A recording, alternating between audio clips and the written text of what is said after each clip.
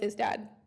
Diego is also our student worker at the Dreamer Resource Center, where he contributes to cultivating and a welcoming and fun environment for our Dreamer Resource students. We're happy and fortunate to have him. Okay, the proclamation Undocumented Student Action Week. Whereas more than 2 million undocumented immigrants of all nationalities and backgrounds call California home, including more than 164,000 deferred action for childhood arrival DACA recipients, and whereas California has uplifted and empowered undocumented immigrants to seek a better life by providing access to public services and extending protections through sanctuary laws, and whereas undocumented immigrants have historically faced racism, poverty, language, and other barriers restricting access to higher education, limiting their abilities to find better work and provide for their families, and whereas AB 540 expand opportunities for a college education and reduce opportunity gaps for undocumented students by removing the burden and out-of-state tuition, and whereas the California Community College and committed to serving all students regardless of their immigration status and providing them with the support, resources, and opportunities to pursue their educational goals.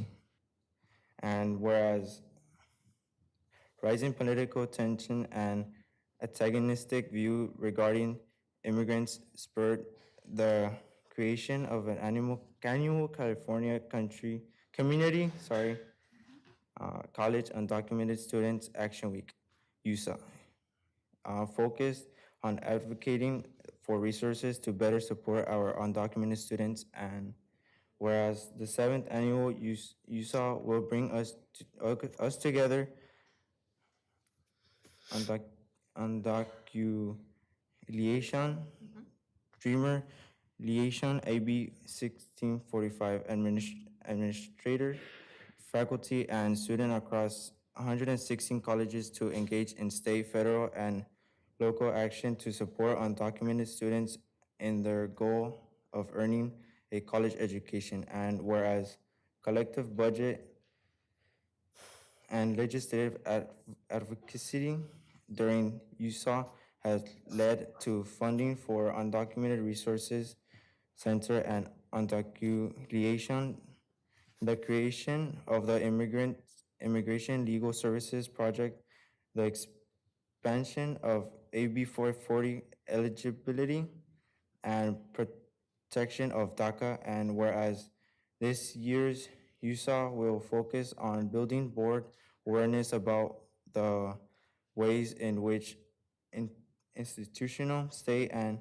national leader can continue supporting undocumented students and fulfill spirit of AB 540, and student, faculty, administrators, and staff and undocumentation will also engage in a joint advocacy effort to urge Congress to adopt comprehensive immigration reform and implement greater educational support for undocumented students.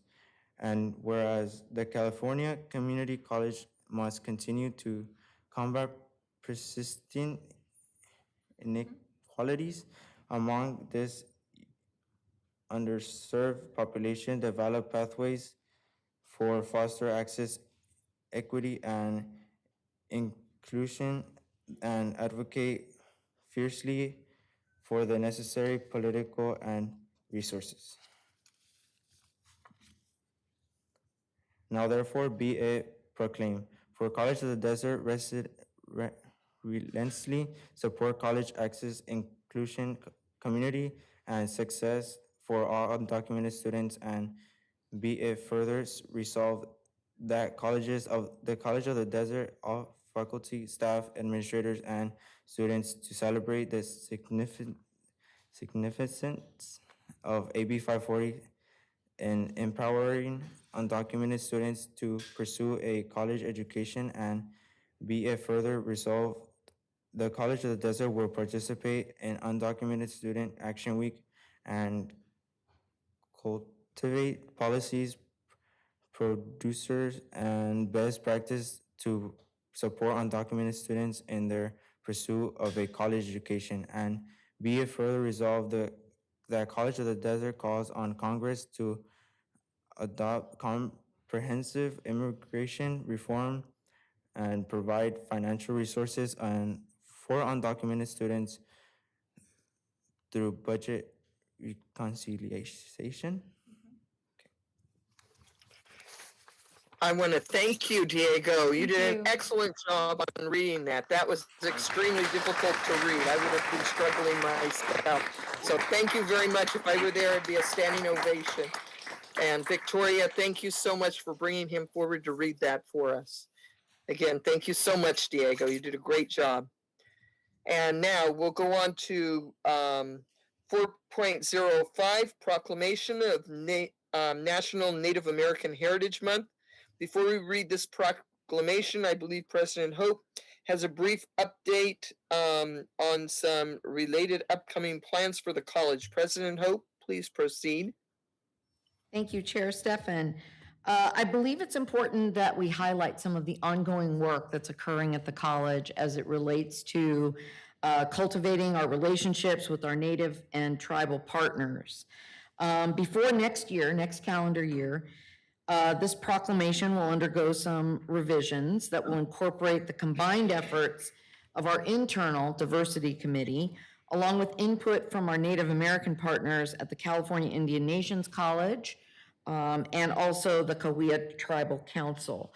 Recently, the College Planning Council approved a first reading of a land acknowledgement statement that will codify the college's commitment to recognizing the indigenous history and current impact of the Cahuilla and other Native people in the Coachella Valley.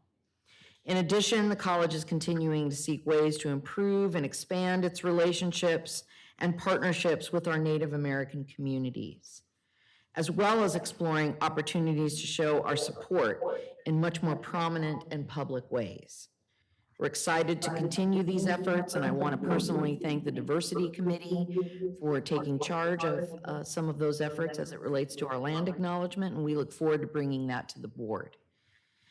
So at this time, I'd like to introduce Carlos Maldonado, Interim Dean of Enrollment Services, who is going to introduce our student reader. Good morning. Thank you, President Hope. Madam Chair, board members, President Hope, Executive Cabinet, and guests. I have the honor of introducing the reader of the Desert Community College District Proclamation for National Native American Heritage Month, Domino Perez. Domino is a native from Cahuilla. He is currently in his first year at the California Indian Nations College, and his biggest goal in education is to become a tribal lawyer to better Indian country and to spread awareness of Native issues. Domino is 19 years old and is a descendant from two bands of Cahuilla, the Cahuilla Band of Cahuilla Indians and the Agua Caliente Band of Cahuilla Indians. Please help me welcome Domino Perez to read the Desert Community College District's proclamation for National Native American Heritage Month.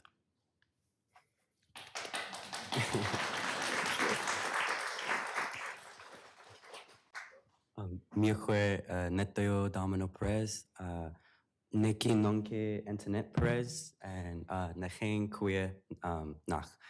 Hello, my name is Domino Perez. My wife, Antoinette Perez, I brought her along with me, and I'm from Kuya.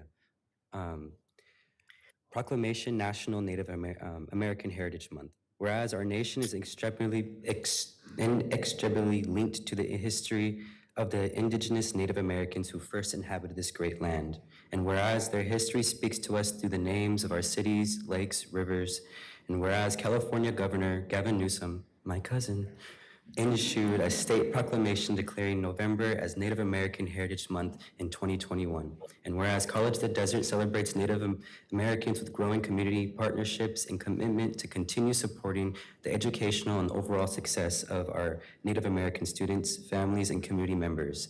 Now, therefore, it be proclaimed that the Desert Community College District Board of Trustees, faculty, staff, and students recognize and appreciate that many lasting contributions of Native Americans, and it be further proclaimed that the Board of Trustees of the Desert Community College is pleased to acknowledge the month of November as National Native American Heritage Month. Achama. Thank you.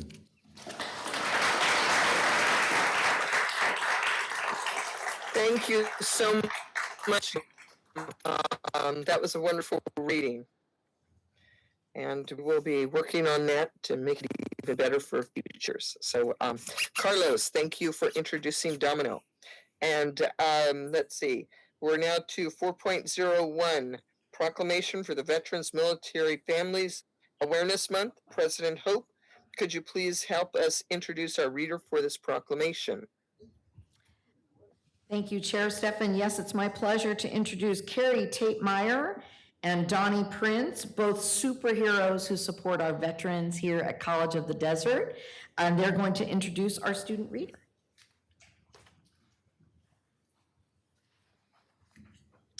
Good morning, Madam Chair, Trustee Stefan, Trustee Gonzalez, Trustee Kenneman, Trustee Perez, Trustee Odin, and Student Trustee Zarco, Superintendent President Hope, and our executive leadership. My name is Carrie Tate Meyer, and I'm the Director of TRIO Veteran Student Support Services.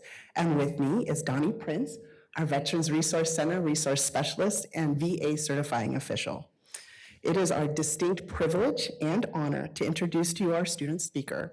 She is a retired United States Air Force Chief Master Sergeant who served 38 years of distinguished service. She is currently working on an associate's degree in criminal justice. She's a VA student worker. She is mentor mom to the veteran students here on COD campus, is a mom to an Air Force reservist, and holds the distinct and most important title of Grammy D to two wonderful granddaughters. I would like to introduce to you Miss Debbie McWan.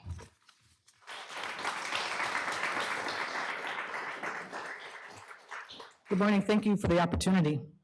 Proclamation National Veterans and Military Families Month.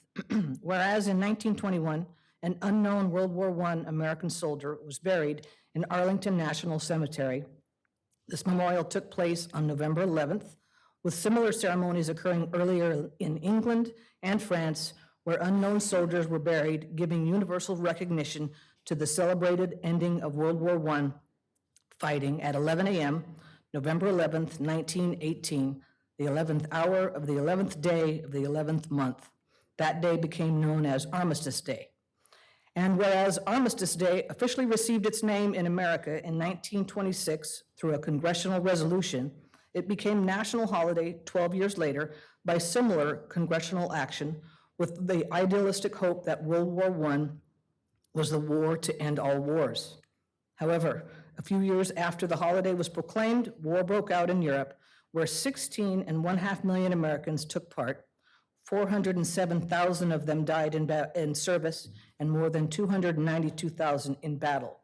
And whereas, despite the first celebration using the term Veterans Day occurred in Birmingham, Alabama in 1947 on November 11th, designated as Armistice Day, in 1954, Congress passed the bill that President Eisenhower signed proclaiming November 11th as Veterans Day. And whereas National Veterans and Military Families Month has been observed in the United States since 1996 by the Armed Services YMCA, with the United States government recognizing the occasion every year as hundreds of thousands of service members are deployed overseas, and recognizing the daily sacrifices made by active duty, Air National Guard, and reserve families. And whereas College of the Desert offers opportunities for our veterans and their families at the Veterans Resource Center to gather and connect and find educational and social services. And whereas the Board of Trustees of the Desert Community College District reminds everyone that this is the time to thank those who served our country in and outside the uniform, visit war memorials with your family to educate the value of service, and participate in on-campus veteran activities throughout the month of November. And now therefore be it proclaimed that the Board of Trustees of the Desert Community College District hereby declares November 2023 as National Veterans and Military Families Awareness Month, at the Desert Community College District. The Board of Trustees encourages all faculty, staff, and students to promote and join the observances throughout the Desert Community College, the city, the state, and our nation.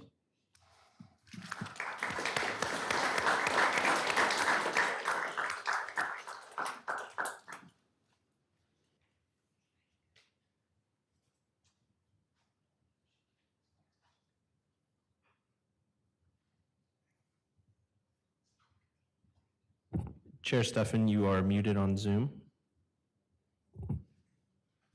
Do that again. I want to thank Deborah for reading that and sharing that information with us. I'd also like to thank Carrie and Donnie for your service to our Veteran Service Center. And Deborah, I'd like to thank you for your service to your country and your community. So thank you so much. And now we'll move into 4.02, Award for Construction Safety Presentation. President Hope, please help us welcome our presenter for this item. Yes, thank you, Chair Stefan. As many of you know, we have a lot of construction projects going on with College of the Desert at various locations, and safety as it relates to those projects is very important, and I think this award illuminates that. So at this time, I'd like to introduce Brent Chavez with Keenan and Associates to present the award.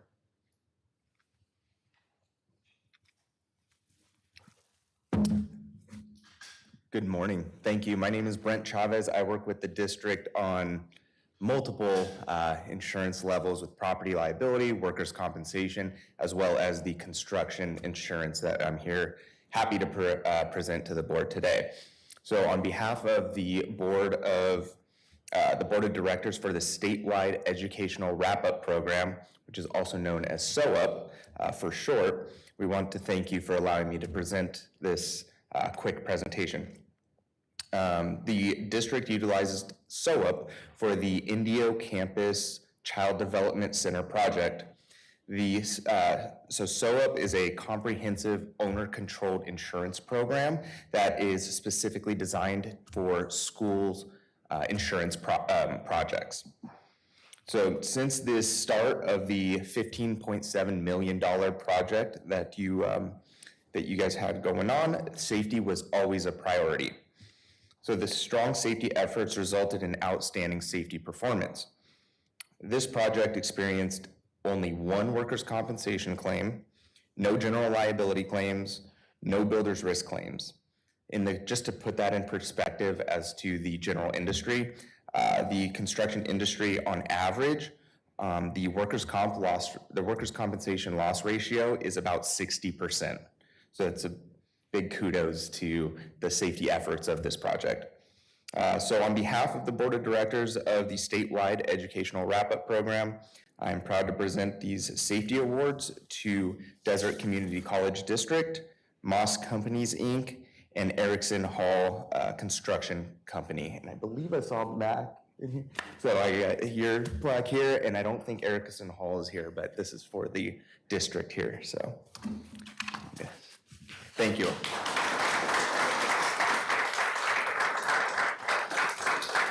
Thank you, Mr. Chavez, and I believe that we want to get some pictures taken. Is that Brent, do you wanna correct? take some photos with the governing board? Yes, those that are present, if we could do that. And Mr. Chavez, and our president of our college.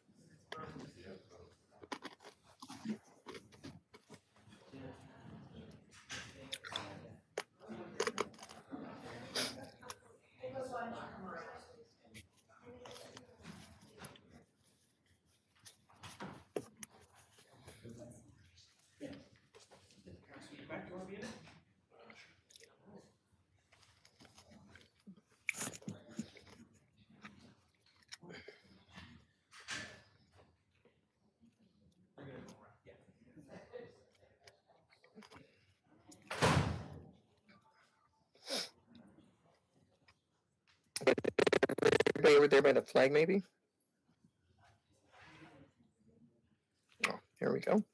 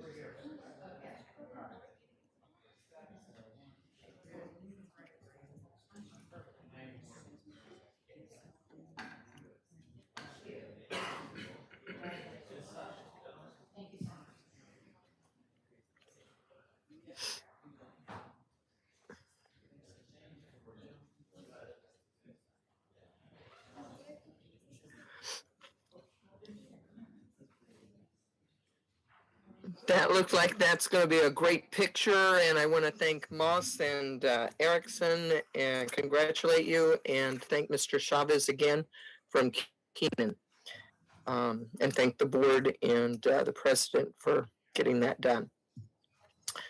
And at this time, we'll go into the minutes. This is 5.01, approval of September 15th, 2023 regular meeting minutes. Are there any additions, corrections, or deletions to the regular meeting minutes of September 15th of 2023? I can't see the board, so I'm assuming there aren't any. If there are no corrections to the minutes, they stand approved as presented.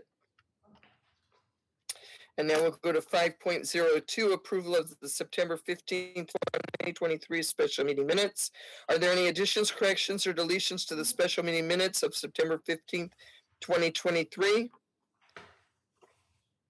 Not seeing any. If there are no corrections to the minutes, they stand approved as presented. At this time, we're going to move into the reports, and we're going to start off with, let's see, Associated Students of College of the Desert. It says there's no report for this month. Trustee Stefan, we actually have Is Kelly that Merchant correct? here to give an oral report. Oh, great. So Kelly, if you could go to the microphone, I'd appreciate it. I'd love to hear your report. Thank you. Good morning. Thank you so much, and I apologize for not submitting that report in advance. It's been very busy, but yes, thank you so much, and good morning, everyone. This past month has undoubtedly been a whirlwind of activities. Our focus has been dedicated to enhancing ASCOD's visibility, and I'm pleased to share our progress with you. With the aid of Danny, Anna, and Myelina at the Office of Student Life, we successfully organized and executed 3 significant events. First, we orchestrated Club Rush, where approximately 15 clubs were showcased, fostering a sense of community and engagement. During the same week, we introduced Spirit Week, featuring themed days to build excitement in school spirit in anticipation of the homecoming game. The week kicked off with Crazy Sock Day and culminated in COD Spirit Day, during which participants were included in an opportunity drawing as a token of appreciation for their engagement. On Monday, the 16th, ASCOD joined forces with the Financial Aid Department for a Lunch and Learn session. Our student trustee, Isaac Sarko, and the ASCOD Resource Lunches Committee orchestrated this informative event with valuable support from the Office of Student Life, all with the objective of equipping students with essential information of the financial aid assistance. Currently, our team is diligently planning COD Horror Nights, a Halloween-themed event. We are collaborating with pledged students for volunteer support and extending invitations to various clubs to participate in the event. Mark your calendars for Thursday, October 26th from 5 to 8 p.m. as the outdoor amphitheater will be transformed into a haven of Halloween fun, complete with games and tasty seasonal treats. We cordially invite everyone to join us and partake in the festivities. In addition to these events, we are actively working to streamline our operations by implementing regular office hours. Each ASCOD member will dedicate 2 weekly hours to maintaining an open door policy as ASCOD in the ASCOD office, ensuring we are readily available to assist all students. This initiative is being organized by one of our independent senators, Kiara Thomas. Lastly, ASCOD is committed to supporting the OER ZTC movement.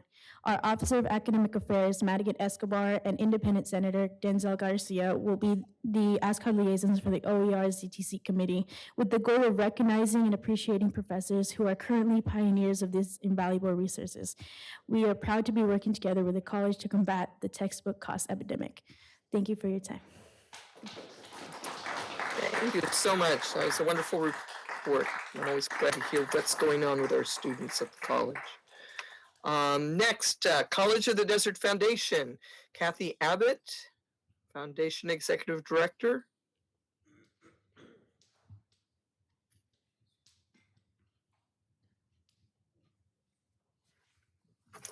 Okay, I'm actually smiling behind my mask.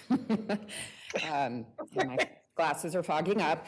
All right, so good morning, Board of Trustees, Student Trustee Zarko, and Superintendent President Hope. We have some great news about the Great Alumni Hunt. The Great Alumni Hunt kicked off with a lot of excitement and enthusiasm on September 29th. We are now in week 3, and we have found, well, actually, I'm not going to say myself, our teams have found well over 1,000 College of the Desert alumni. We hope that you have seen billboards around the valley, commercials on KESQ, or ads in the Desert Sun promoting the Amazing Race style event. 20 College of the Desert student interns, their community leaders, and faculty and staff have been posting on every social media platform to earn points, provide recognition, and show some love for our generous sponsors. During week 2, LinkedIn activity was up over 700%.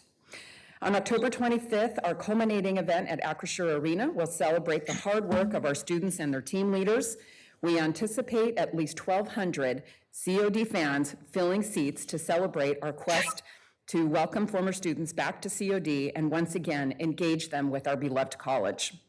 During the first intermission, we're going to post a QR code on the Jumbotron to see who else is attending the game and completed at least one College of the Desert, one class at College of the Desert. This could turn our existing leaderboard upside down.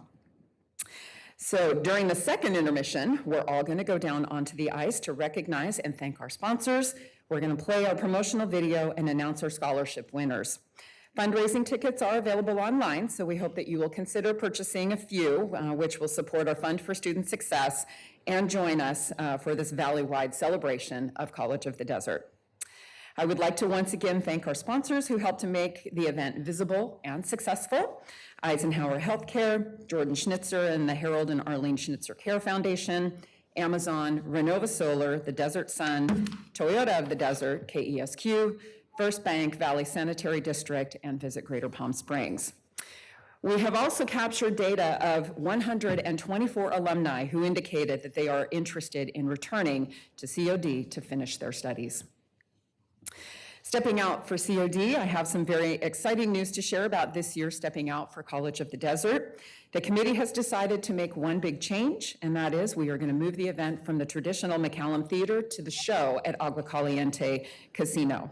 We love the McCallum and their staff. They are incredibly gracious to us. However, for this year only, we wanted to freshen up the event and find space with larger seating capacity.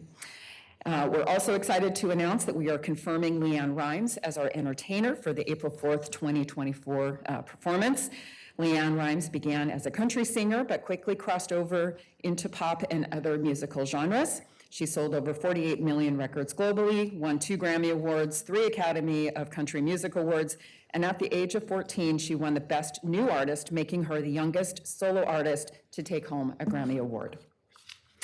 Program support. We are happy to inform the board that the Richard Brooke Foundation has continued their annual grant of $200,000 to support the EDGE Pledge program. Melinda Drickey and her board of directors continue to see the valuable impact that their contributions are making on the lives of thousands of College of the Desert students. And then finally, I am sure you are all well aware of the recent gift of $3.5 million, which came in from the estate of Peggy Cravens. In total, this brings her legacy gift to $3.85 million to College of the Desert. A check presentation celebration is being planned for November 8th, 2023 at 4 p.m. in front of the Donald and Peggy Craven Student Services Building. We wish Peggy was here to celebrate with us, but we know she is here with us in spirit and cheering on College of the Desert students. Thank you. Thank you so much, Kathy. And we want to thank all of the donors and all the people that are participating in the great alumni hunt. It really sounds exciting, and I see it every morning on the news, and I tune it in. So I want to thank you for all the work on that. College of the Desert Alumni Association, I have down there's no report at this time, no written report. I don't know if anybody is in the audience. Yes, that's correct, Chair Stefan. So we'll move on. But thank you to all the alumni that are participating in that hunt. California School Employees Association, CSEA, Keith Prouty, CSEA Interim President. Are you Chair there? Stefan, so Keith Prouty wasn't able to join us today, but he did provide a written report, which has been included in the agenda. Okay, so we'll all read that and keep abreast of what's going on with our California School Employees Association. And College of the Desert Adjunct Association, CODAA. Kathy Levitt, the president, is she here? Yes, I see she there's a is here. written report as well. Okay.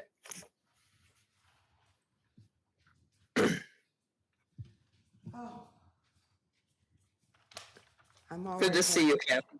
Good to see you also. Madam Chair, trustees, Madam President, CODA is pleased to announce that both the tentative agreements for this negotiation cycle have been ratified by membership. But with that said, CODA would remind the board and leadership that our current CBA expires on July 1st of this year. Actually, I guess it's June the 30th that it expires. And CODA desires to have the negotiations complete before the new contract, complete the new contract negotiations before that date, so that for once we could seamlessly transition without a lot of fuss and commotion over the retroactive issues hanging over our heads and yours. There's been discussion in the Senate regarding offerings of independent study options to students in response to AB 130, and CODA reminds the district that this would be a change in working conditions, not yet addressed, although we did start talking about it on Wednesday. And both CODA and CODFA CBAs would need to be renegotiated on that item. There are several exciting adjunct developments. First of all, for the first time in my experience, and I've been here for 1,000 years, of course, Human Resources is going to hold an adjunct faculty orientation, live and in person. And CODA will have their 30-minute opportunity to welcome new adjuncts as prescribed by our CBA, and this is a first for us also. We would recommend that it might better serve the district and our to hold the orientation earlier in future semesters, but we're grateful that it's happening at all. For the first time in history, this is the second point, the Academic Senate has approved the organization of an all-adjunct subcommittee comprised of adjunct reps from each of the Senate committees and 2 at-large members who are actively involved in our campus community.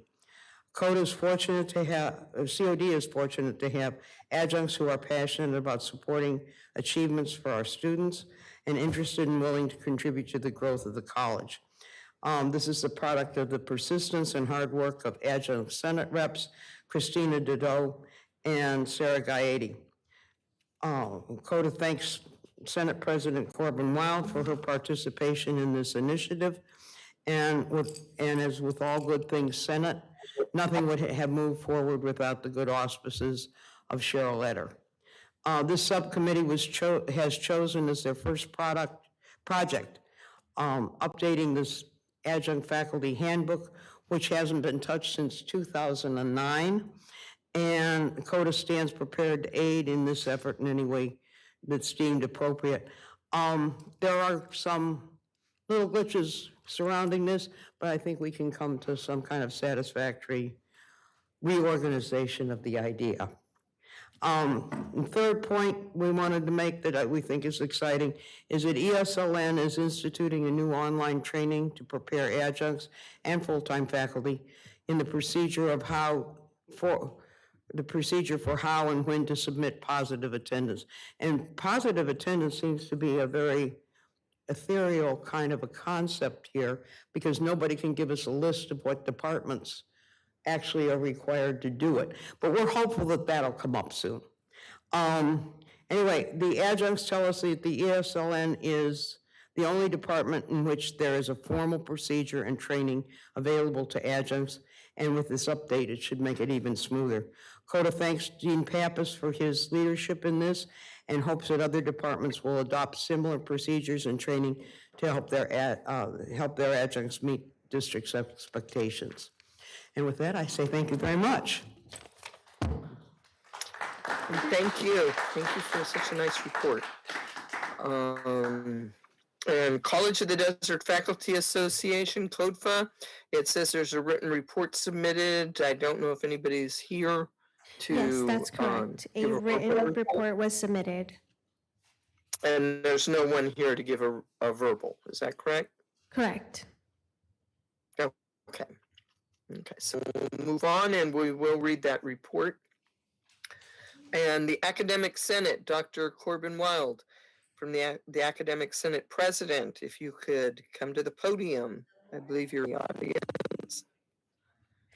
Good morning, everyone. So There you we're are. having a good day. Yeah. Okay, great.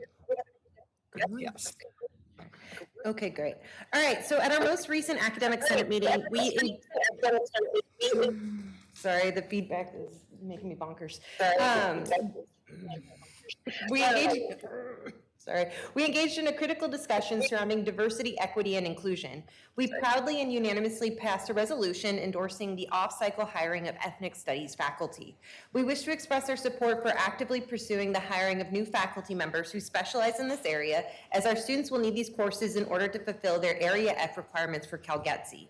I am delighted to report that this resolution received overwhelming support from our faculty, underscoring our commitment to promoting cultural awareness and dedication to student success within our college. I do want to emphasize that these ethnic studies positions are going to be in high demand across the state, and College of the Desert Academic Senate wants to be the first one to grab the best ones. During this reporting period, we also had the privilege of hosting two distinct groups of students who shared their unique perspectives on campus life. Some of our Roadrunner football players expressed their desire for greater faculty interaction and community engagement beyond the classroom. It was really sad, but they did note that some of their classmates and community members are surprised to hear we have a football team at all. And that really broke our heart as a Senate. One of our volleyball players was also in attendance, and she echoed the support she's found in her teammates, but she did wonder how students on campus find companionship if they're not part of an athletic group. These athletes, their enthusiasm and dedication, both academically and athletically, serve as an inspiration to us all, and as a reminder that as a team, we can grow. I'd really like to thank Andre Pacheco, Coach Jack Steptoe, and Angel Mraz for connecting the Senate with these students. Their help was invaluable. In a similar vein, one of our student veterans engaged us in a very productive dialogue. They highlighted the specific challenges they faced during their transition from military service to academic life and their desire for increased community support. She shared a heartbreaking story about how one of her fellow veterans actually dropped out because they couldn't find a place on campus where they felt at home. This underscores the importance of providing tailored support for these deserving student groups, and it's a reminder that we must work harder to ensure their smooth integration into our academic community. Donnie Prince and Carrie Tate-Meyer, who you saw earlier today, are absolute champions for our veterans. They did provide me with some additional resources that I included as part of my written report. That's the homework. Look over those. The student veterans are a very specific type of student and need a specific type of support.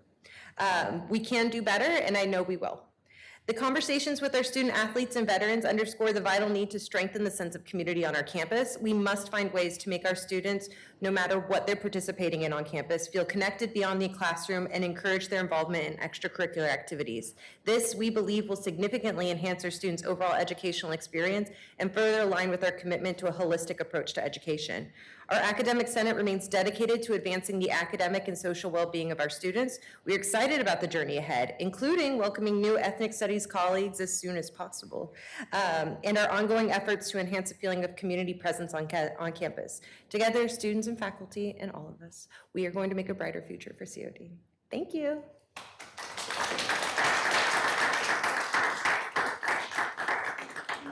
Thank you so much. And I like that brighter future for COD. Everything can always get better. So at this time, we'll move into the governing board. If I could have student trustee Zarko, if you could share your report, please. Good morning, everyone. Hope you're all doing good, great, fantastic, and all that. So we made it. 8 weeks into the semester. I know it's not 16, but halfway is pretty good. And so far, it's been a blast. Midterms are rolling around, workshops and events are occurring consistently, and the progress of the semester has been really smooth. On September 25th and 26th here at the Palm Desert campus, Club Rush was held. As I went from table to table to see the clubs, you can tell how passionate students are for the club they were participating in. The first day, ASCOD was giving out pizza to the students and club members who were at the event, and during the second day, there was a hot dog stand for students to get some food. COD Radio participated and were playing some good music, and overall the event was a good time. Coinciding with Club Rush, ASCOT held Spirit Week from September 25th to the 28th. The first 2 days were at Club Rush, the third day was at the Lounge of Beeps Cafe, and the final day was held in the amphitheater. ASCOT conducted an opportunity drawing for prizes. Each day, students participated would get a ticket to be entered into a drawing for prizes. And on the last day of Spirit Week, they would be given, whatever they, were awarded with. On the 28th, the football team had a meet and greet and was being held, and it was nice to interact and see who was in the College of Desert football team. I think my favorite thing about Spirit Week was the fact that it coincided with other occurrences. What I also enjoy are, the fairs that are held. On October 4th, there was a transfer fair at the Craven Center, and me being a student who plans on transferring, I had to take the opportunity. I enjoyed connecting with the representatives from each of the CSUs and UCs. I was able to see what they offered and how it can move me to the next step once I'm ready to transfer from College of the Desert. I had a couple conversations with some students about transferring, and we felt that the transfer fair was a good resource for us. Speaking on transfer, I also want to thank Scott Cooper for being a great help on that subject matter for all students. Something that I've been working on for the past month is a series of lunch and learns hosted by ASCOT, as Kelly mentioned earlier. The events are known as ASCOT's Lunch and Learn series. The idea is that there will be 5 lunch and learns throughout this academic school year. While students can get some lunch, they will be presented with a resource or type of involvement here at College of the Desert. I couldn't have set this up on my own though. First, I presented the idea to ASCOT to see if they were interested, and they were. From that, ASCOT created an ad hoc committee to produce these workshops for students. With me chairing the committee and my fellow ASCOT peers, Denzel Garcia, Duan Nunley, Caden Olson, and Madigan Escobar, being members of the committee. Also, Donovan Up, a member of ASCOT, would help with the promotion of the event. We would develop a plan in the Office of Student Life with the help of Danny and Maya would make this plan and vision come to reality.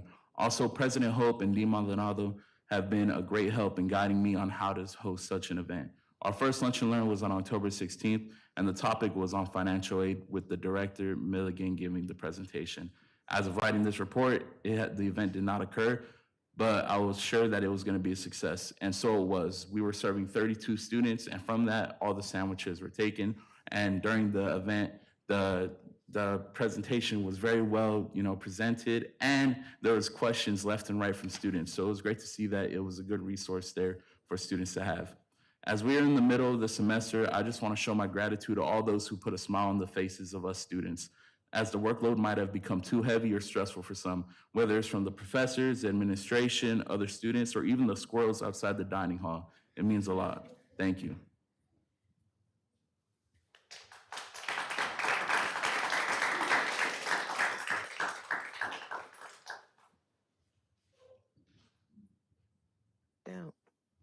Thank you so much for that report, Trustees Zarko.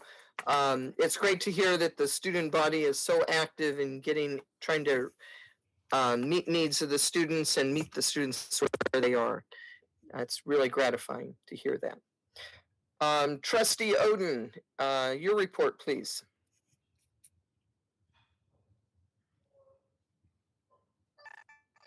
Okay. Morning, everyone. First of all, I'd like to say that I'm glad to see that we are expanding on the tribal proclamation. And a shout out to Donnie Prince, who I've known for over 30 years working at College of the Desert. It's good to see she's still working with the veterans. Just an outstanding job. I participated in part of the listening tour at the COD Palm Springs campus, and fellow trustee B. Gonzalez was there along with her daughter. It was a well-attended meeting. Had a meeting with Brothers of the Desert regarding their wellness summit. I will be participating with the wellness summit and the Brothers of the Desert. I attended an AI webinar, and also along with President Hope, attended a meeting with Palm Springs Unified School District where I learned a great deal about Middle College, and hopefully President Hope will say a little bit more about Middle College and what it means for our future. I also submitted an op-ed to the Desert Sun and hosted a meeting on October the 4th. And I'd like to say a special thank you to Dr. Laura Hope and to Scott Atkins for doing an outstanding job. It was a well-attended meeting. Initially, when the meeting started, we put out 40 chairs, and Terry from Cathedral City said to me that it doesn't look like you're gonna have enough chairs.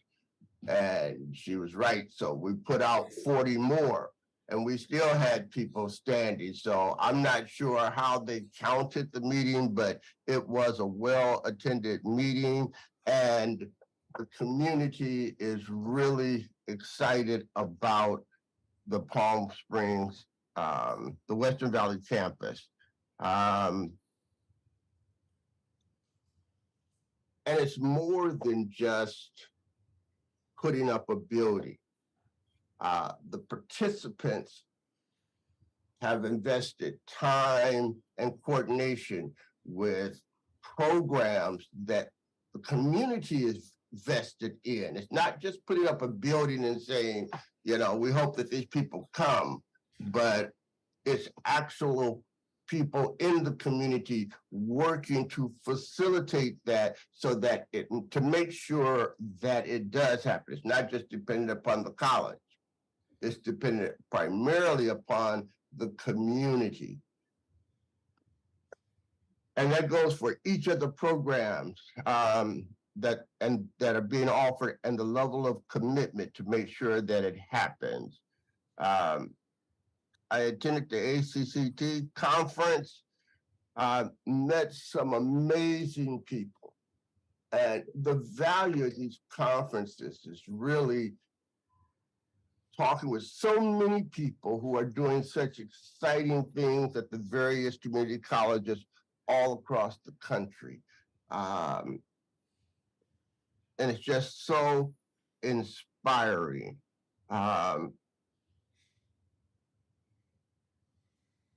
The only downside was that I came back with COVID. So, excuse me. That's why I can't be with you this morning. And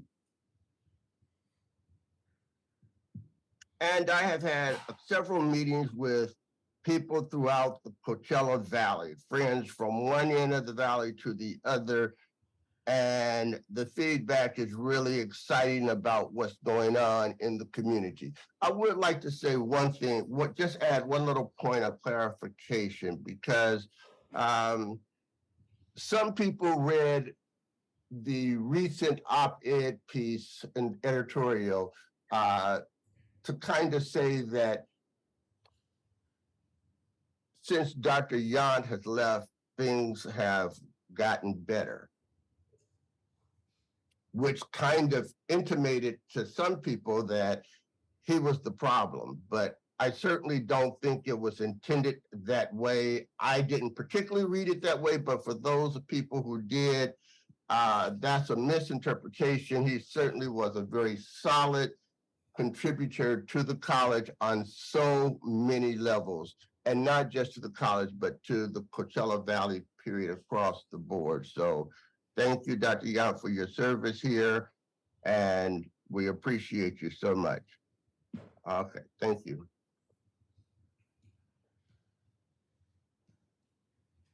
And I apologize for being Okay, thanks so much, Trustee Oden. I know how stressful that must have been to have to give that report with not feeling well.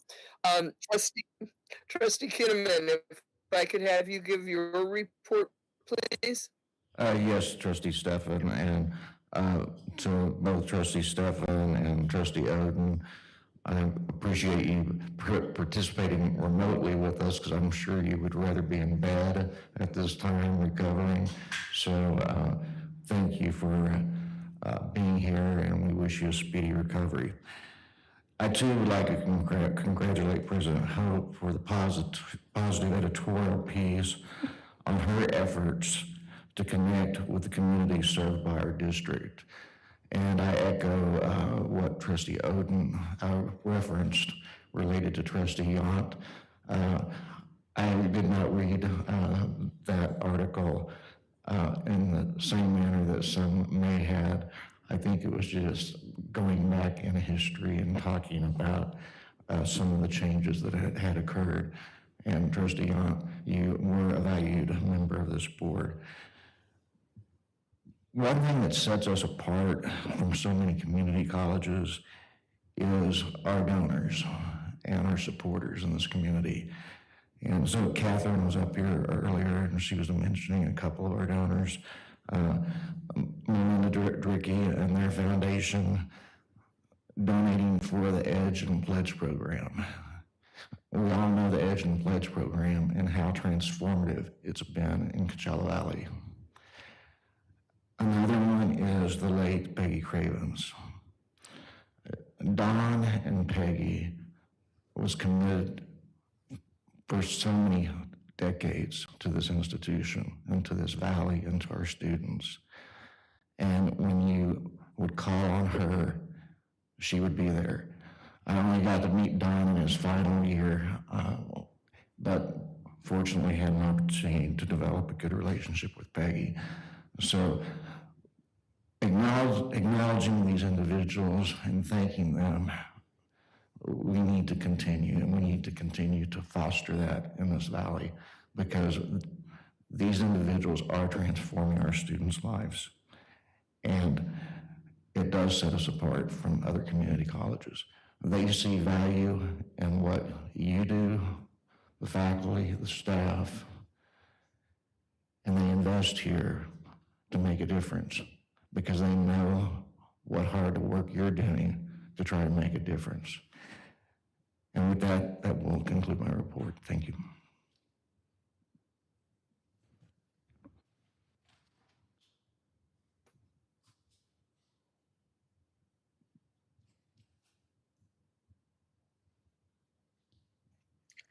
Thank you so much, Trustee Kinnaman. I apologize. Sometimes I can't get that unmute to work right. So I'm a little slow there. But thank you so much for that report, Dr. Kinnaman. And we all really appreciate all the work that all of our members of our community are doing, and as well as the members of our college. Trustee Perez, your report, please. Yes, thank you, Madam Chair. And I also want to wish yourself and Trustee Oden a speedy recovery.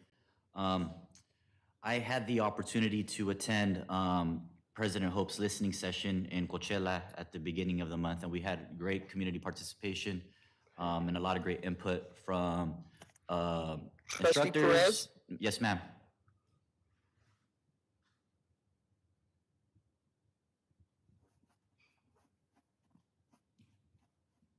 We had a lot of great input from the instructors and Trustee Perez's report, please. Am I Hi, not Trustee being Stefan. Can you heard? hear Trustee Perez? Hello? If we could have Trustee Perez's report. Yes, Trustee Perez, is your mic on? Or maybe Okay, Trustee something's Stefan, do you need to off put your volume? here. Could you check if your volume is up, please? Can you guys hear me? Yes, we can hear you. Can you hear us? Oh, okay.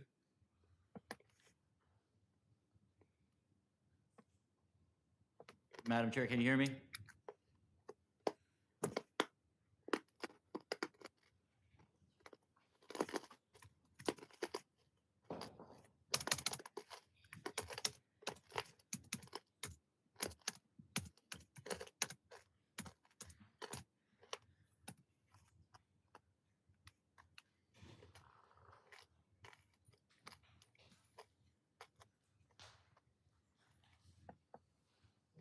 While we address the technical difficulty, perhaps Vice Chair Gonzalez could take over the meeting so that Trustee Perez can finish his report.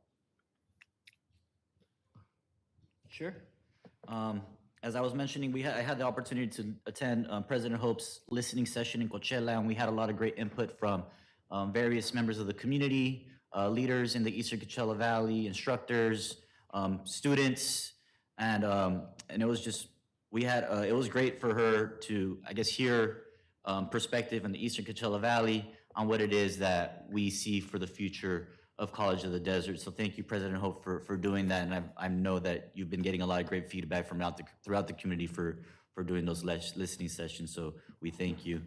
I also had the opportunity to attend the ACCT conference, and I do want to echo Trustee Odin's comments that these conferences are very informative, and we're able to get a lot of inspiration and take a lot of ideas from different institutions throughout the nation and what their best practices are and stuff that we may be able to model here at our own college. And it was neat to connect with different trustees throughout the United States and the Pacific Islands. I also want to thank our student speakers who spoke today. You all did an amazing job, and I know it takes a lot of guts to go up there and public speak, so we appreciate you all, doing that. And it's one of my favorite things about coming to the meetings. These can get a little, I guess it can get a little long, so it's nice to see different perspectives and our students coming in here and sharing their experiences and what it is that they appreciate about the college. I'm gonna try.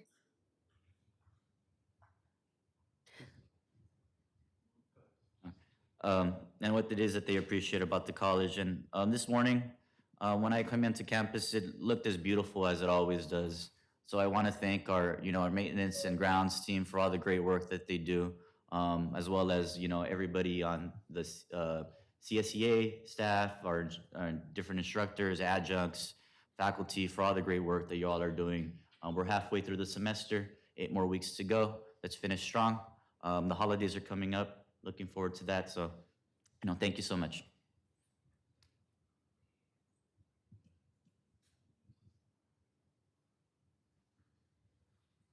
So good morning again, everyone, and thank you for joining us. I do like to look out and see, faculty and students and whatnot. It really is nice to see all the smiling faces. So I thank you for joining us and being here today. I also was able to attend the listening sessions in Coachella and Palm Springs. And I will share with you that they weren't very different as far as, what the community was asking for. We did have a little more student representation in Coachella than we did in Palm Springs. But nonetheless, at the end of the day, because I did take, notes on the different suggestions they were making, or sharing with us what they really like to see that we are all doing, or actually you who do the work. And it was just, it's always good to be able to be in a space like that and be able to hear the community. Of course, and a lot of us that will sit here will know that when you're out in the community, there's always someone who stops you, right? And says, hey, let me talk to you about, something. So again, it was just a great thing. And I thank you, President Hope, for hosting those. I also had an opportunity yesterday to attend the legislative breakfast for Palm Springs Unified School District. And I loved, just like today, we heard the proclamations being read by students. I really appreciated that Palm Springs Unified had their students pretty much lead the breakfast. And it was great to hear from them and the ones that are like in CTE programs and different pathways. And it made me really happy to know that if any of those students will be coming here to College of the Desert, they will be able to continue their interest, as a lot of our certification programs or whatnot align with their interests. So it was great to be there and just to see the students. Those of you who know that I work with students every day, and that's what keeps the smile on my face all the time, and always invigorates me to fight the good fight. I also want to announce that I was found by Team Abdiel Morales during this, great alumni hunt. There was an event that was hosted by Live to Rise, and he did a great job. I was watching him all night. He was working that room. He's like, "Hey, this is who I am, and here's my card, and did you happen to go to COD, even just take one class?" And he was doing a great job. So he found me, and I made sure that some of the folks around me that I know are alumni as well as myself, that we were able to help him out with that. So I do want to appreciate Adiel. I mean, he just did a great job. It's not easy, right? To coach students, especially when you're a little younger. So I just want to, shout out to him for being so awesome and just speaking so well, of the college and his dreams and aspirations. So I'm glad to have been found. Other than that, I just also want to wish, Trustee Odin and Trustee Stefan a speedy recovery. I beat you. I had it a couple months ago. It gave me a nice little shake, but I hope you're all well. Make sure you Uber eat some chicken soup or something to make you feel better. And that's all for me. Thank you.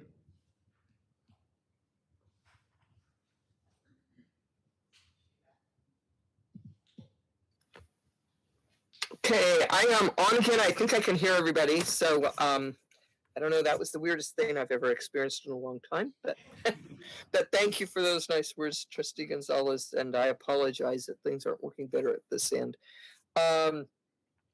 I do want to share with the community that I attended the ACCT last week, and it was a great meeting. We had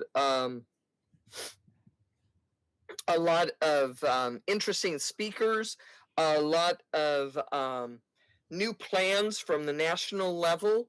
One of the things that we're going to be trying to work on this year is targeting our African American students, particularly our males, because the population is down in those students since COVID, and it was evidently going down before COVID hit, but it's decreased even more rapidly.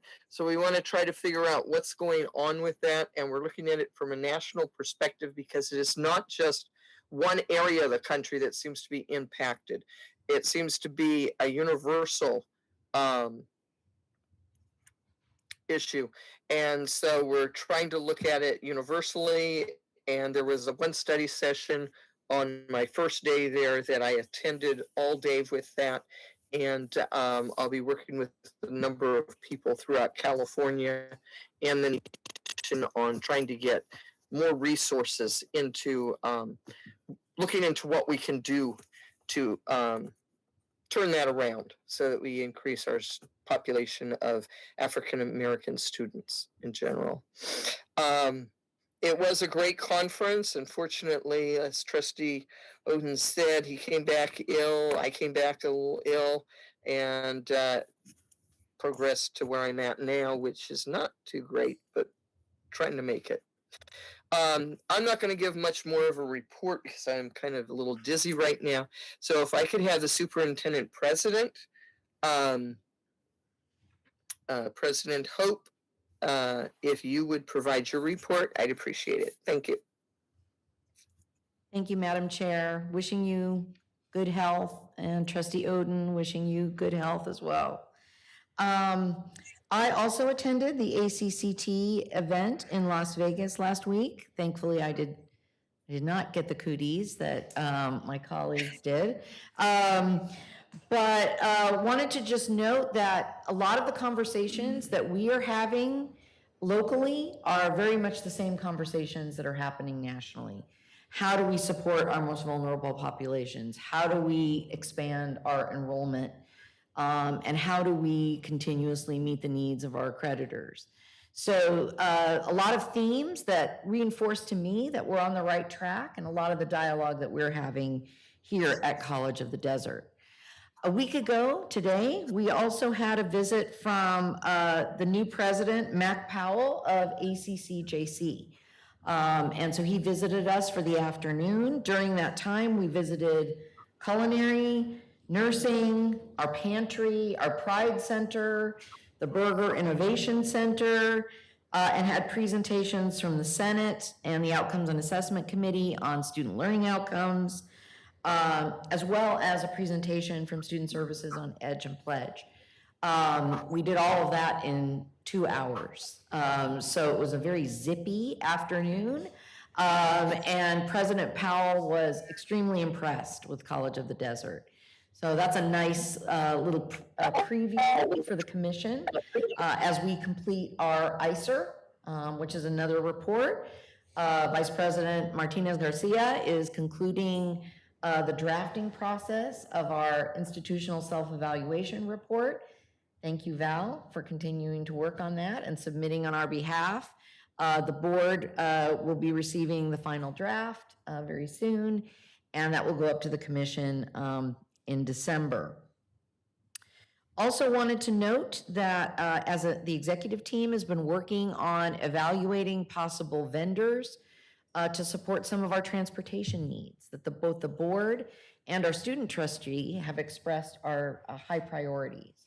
So as we build out our campus locations, we know it's very important to help our students travel from campus to campus, and we value our partnership with Sunline, but we may need to augment that, and we're currently evaluating some options.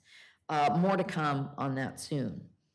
We are also concluding the work on our educational strategic master plan, which will also be coming to the board. Again, thanks to both Jessica Enders and to Val Martinez Garcia for their leadership on that work.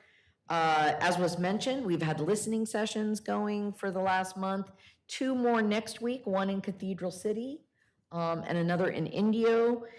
So look for details about that.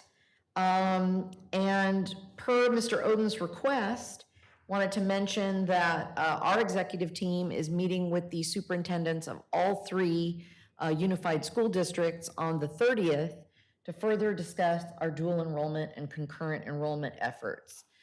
So we're looking to fortify our concurrent enrollment for spring, and then to work through the details of expansion of dual enrollment through a team teaching model. We're also working with the Senate to do a forum on dual enrollment to talk about how the faculty would like to see maybe us do a modification of our model and to proceed in partnership, both the faculty and the administration. And I appreciate the board's ongoing support with those efforts. And then finally, I attended the Palm Springs Unified Breakfast with Trustee Gonzalez. It was a great event. And the community engagement has really stepped up. And I appreciate being able to get to know everybody in our communities in order to serve them better. So thank you, Trustee Stefan.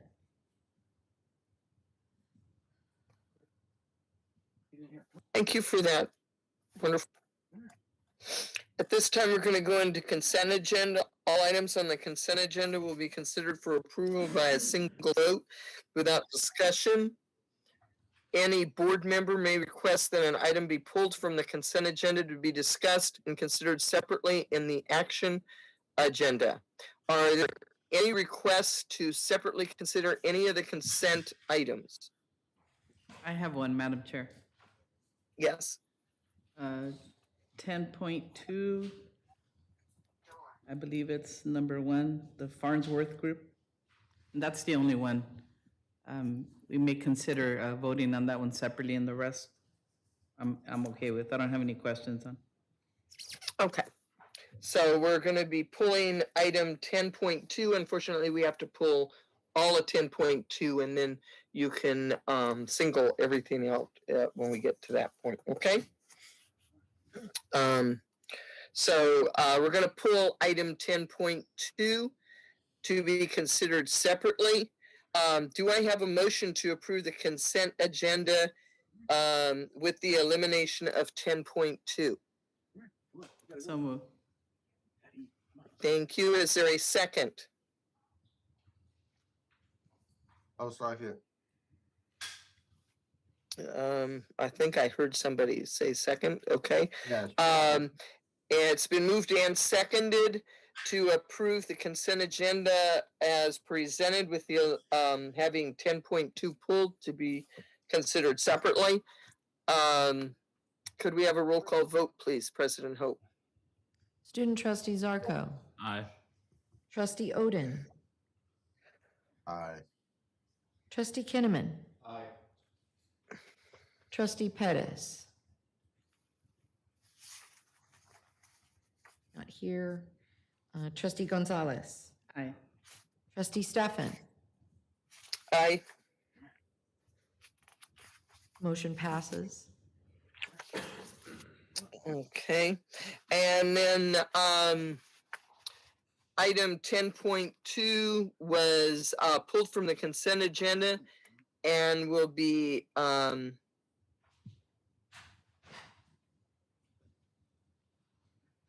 considered as an action item at this time.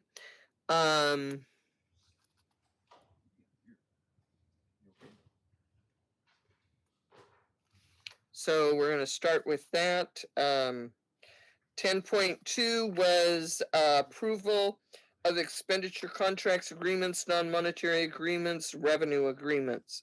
Could we have a motion to consider that item?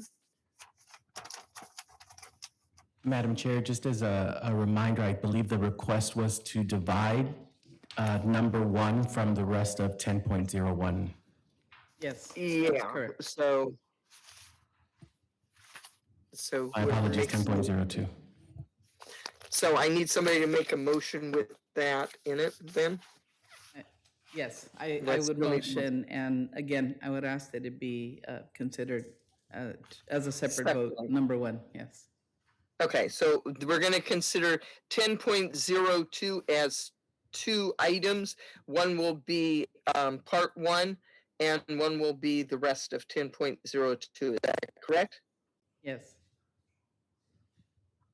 Carlos?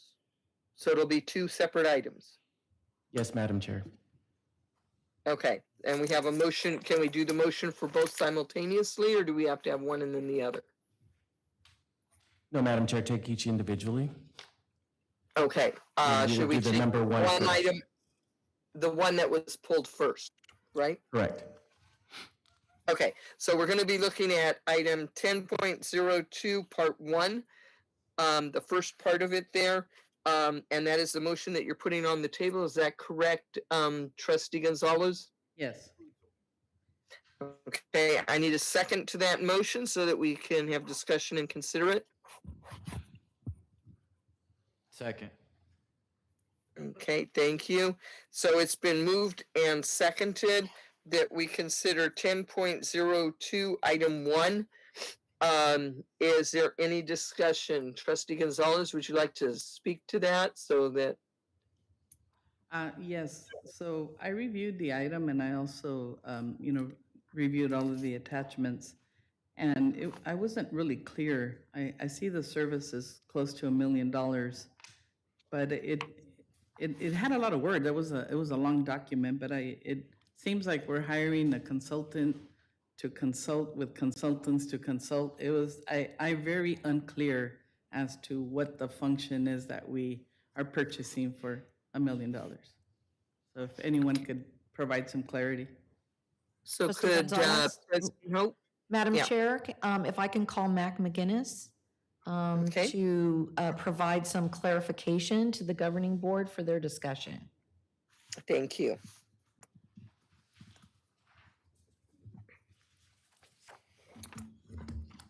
Madam Chair, board members, President Hope. I believe the one you're talking about is for the Farnsworth Group? Yes. So the Farnsworth Group we've used on several projects here, but on this project specifically, we hired them to provide commissioning services for this project. And in order to, we're going after LEED Gold. So in order to do that, you have to bring a commissioning agent on. That's a requirement. And we're bringing them on now because we're setting the standards for the contractors and what they have to, the levels they have to meet to get to this LEED Gold. But what are they actually doing? Because again, I read it and there was a lot of consulting to consult, to consult, to consult. And I'm like, I'm still, I understand what you're saying and Yeah. I heard you say that it's a requirement, but I'm still not Yeah, the clear bulk- even with the attachments, what. Yeah, the bulk of the work is going to be later when we're actually in construction and we start the commissioning piece of that. But we need them on board now to work with the design professionals to set the standards on what they need to do in commissioning to meet the legal standard rating. So we put that in the project documents so that when it goes out to bid, the contractors know what they have to do. And maybe perhaps I can clarify too that you're absolutely right, Trustee Gonzalez, that this is a way of a consultant who is providing standards for other people that we're going to hire. And the lead standard that we're striving for is a sustainability standard for that building that we committed to at the beginning of the project, I believe. And so this subcontractor will provide the standards by which all of our contractors that we hire will then have to build to. They have to meet those standards, right? And also, they will be there to run the commissioning process once it starts. Meaning they'll check the air conditioning systems, pumps, and HVAC systems and stuff that have to meet a certain standards, electrical, all of those. Okay, well, it sounds like exactly what I read. We can call for the vote, Madam Chair. Thank you, Mr. McGinnis. Thank you so much. Okay, does any other trustee have any questions on that? I Seeing do. none, if you, May I, oh, Madam Chair? okay, I'm sorry, I just want to ask a I'm clarifying. sorry, go ahead. Yes, thank you, Madam Chair. We just want to ask a clarifying question, maybe for President Hope or for Rod. Is this the $933,000 price? Is this already in the earmark for the campus? Yes, it is. Thank you. Any other questions? Yes. Okay. Okay. That LEED certification is valuable to the institution. And so it's also your bond oversight committee needs, they all kind of work together. So it's crucial to make sure that they are following what they said they would do. So it's kind of the linchpin that holds everything together.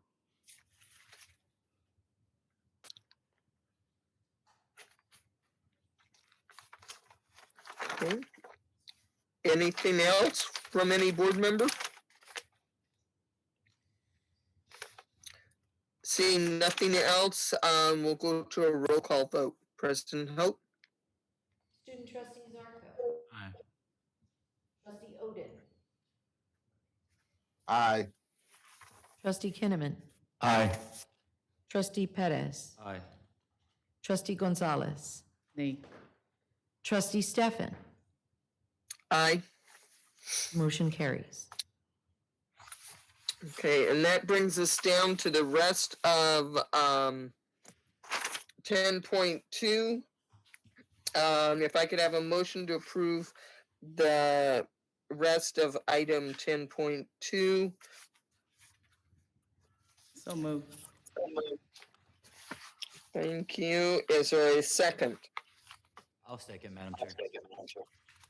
Thank you. And is there any discussion on anything else in 10.2?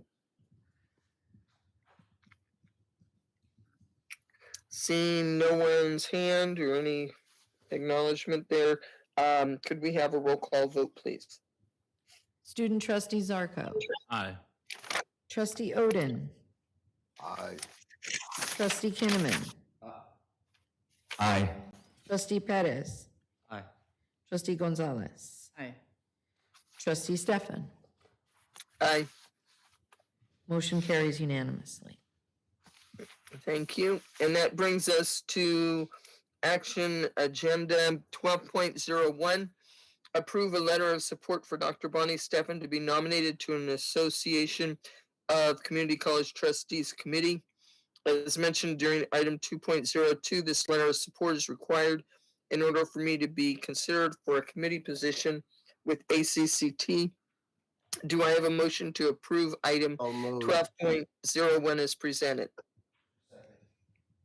So moved. Second. It's been moved and seconded. Is there any discussion?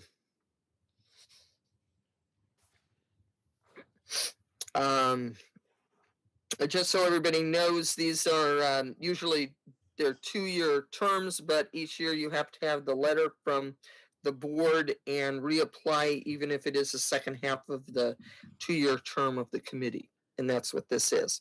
So unfortunately, we have to do this again. If there's nothing else, we'll do a roll call vote. President Hope, please. Student trustee Zarco. Aye. Trustee Odin. Aye. Trustee Kinnaman. Aye. Trustee Perez. Aye. Trustee Gonzalez. Aye. Trustee Stefan. Aye. Motion passes unanimously.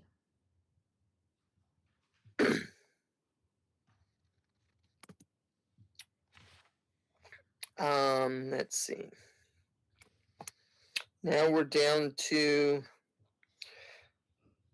13.01, human resources, action items. This is the tentative agreement between Desert Community College District and College of the Desert Faculty Association. Do I have a motion to approve item 13.01 as presented? So move. Do I have a second? Second. Thank you. And is there any discussion? Seeing none, if we could have a roll call vote, please, President Hope. Student trustee Zarco. Aye. Trustee Odin.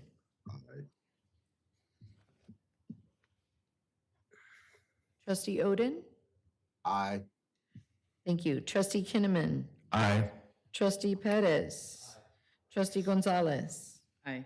Trustee Stefan. Aye. Motion passes unanimously. And that brings us to 13.02, tentative agreement between the Desert Community College District and College of the Desert Adjunct Association. Do I have a motion to approve item 13.02 as presented? So moved. So moved. Second. Okay, it's been moved and seconded. Is there any discussion? I just want to appreciate Diana Galindo and President Hope for their hard work and, of course, the bargaining unit. So just thank you for holding in there. Thank you. Any further discussion? President Hope, a roll call vote, please. Student trustee Zarco. Aye. Trustee Odin. Aye. Trustee Kinnaman. Aye. Trustee Perez. Aye. Trustee Gonzalez. Aye. Trustee Stefan. Aye. Motion passes unanimously. And I want to thank you, Trustee Gonzalez, for recognizing the hard work of the negotiators. And I appreciate the goodwill on both sides in order to accomplish these agreements. Thank you. And that brings us to 14.01, budget revisions. Do I have a motion to approve item 14.01 as presented? So moved. Is there a second? Second. Thank you. And discussion.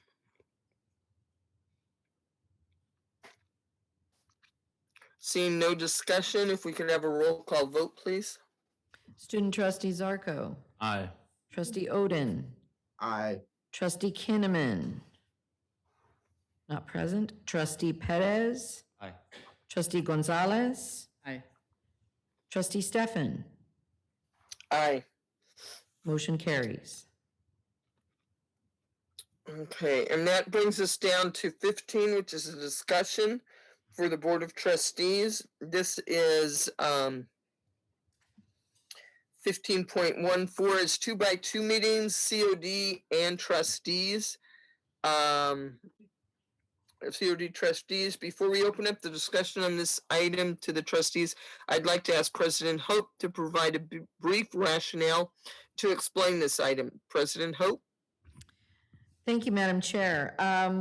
Just wanted to indicate that Chair Stefan is enthusiastically supportive of us building our community engagement.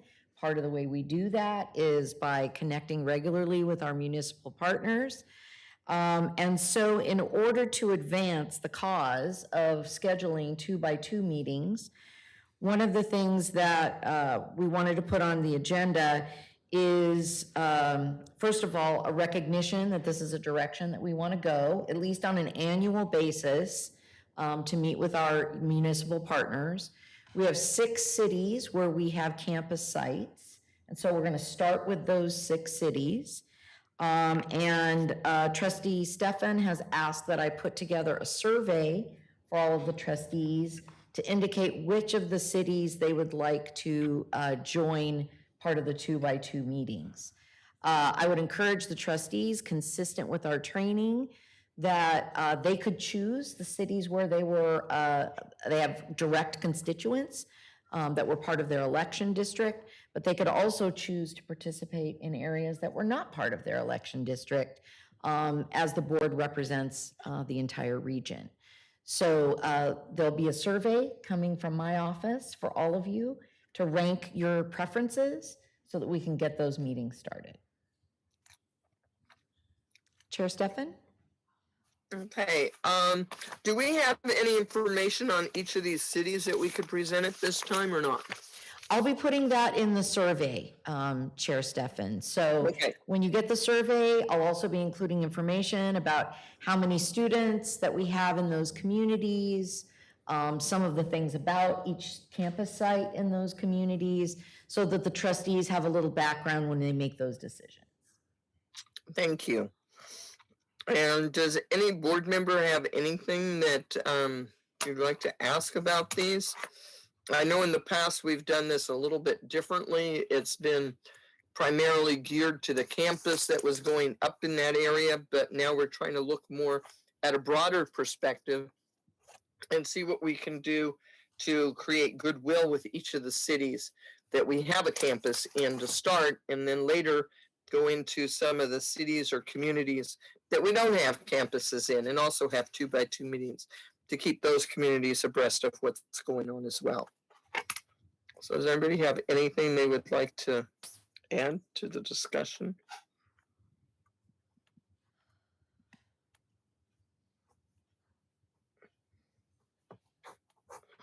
Okay.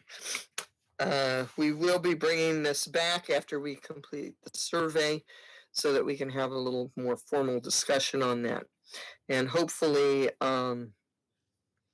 we'll have a better picture on where individuals would like to be a part of the 2x2 to keep the conversation going. Please remember that you're elected in your little district, but you serve the entire community college district. So it isn't critical that you are serving in the district where you were elected. Okay, excuse me. The next item is 16. It's an information item. It's for the Board of Trustees. It is 16.14, Board Self-Evaluation Subcommittee. This item is being brought to the board as an information only. This serves as a reminder to the board that we are going to begin our self-evaluation process, and that a subcommittee, which consists of myself and Trustee Gonzalez, will bring the self-evaluation tool for board approval in November. And I think it's there, you can see that. And Trustee Gonzalez and I will be meeting later to go over this. Then we have 16.02 Vision for Success Goals Update. At this time, I'd like to ask President Hope to help us introduce this item. Thank you so much, Madam Chair. At this time, I want to make sure that I thank Val Martinez Garcia, as well as our research office led by Oksana, who's at the podium.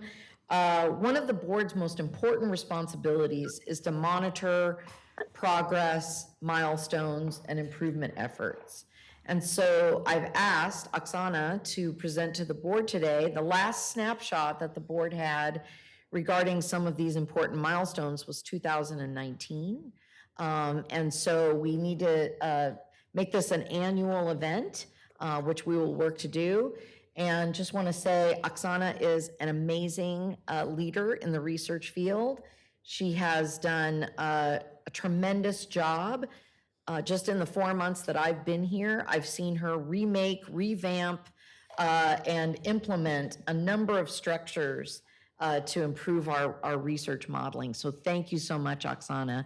And she's going to present an update on the Vision for Success goals that are required by the California Community College's Chancellor's Office. Thank you. Good morning, Board of Trustees, colleagues, and guests. In this presentation, I'll be sharing an update on College of the Desert Vision for Success goals. Let's see, are they going to be displayed? No worries. Thank you. Let's see. Will my clicker work or not?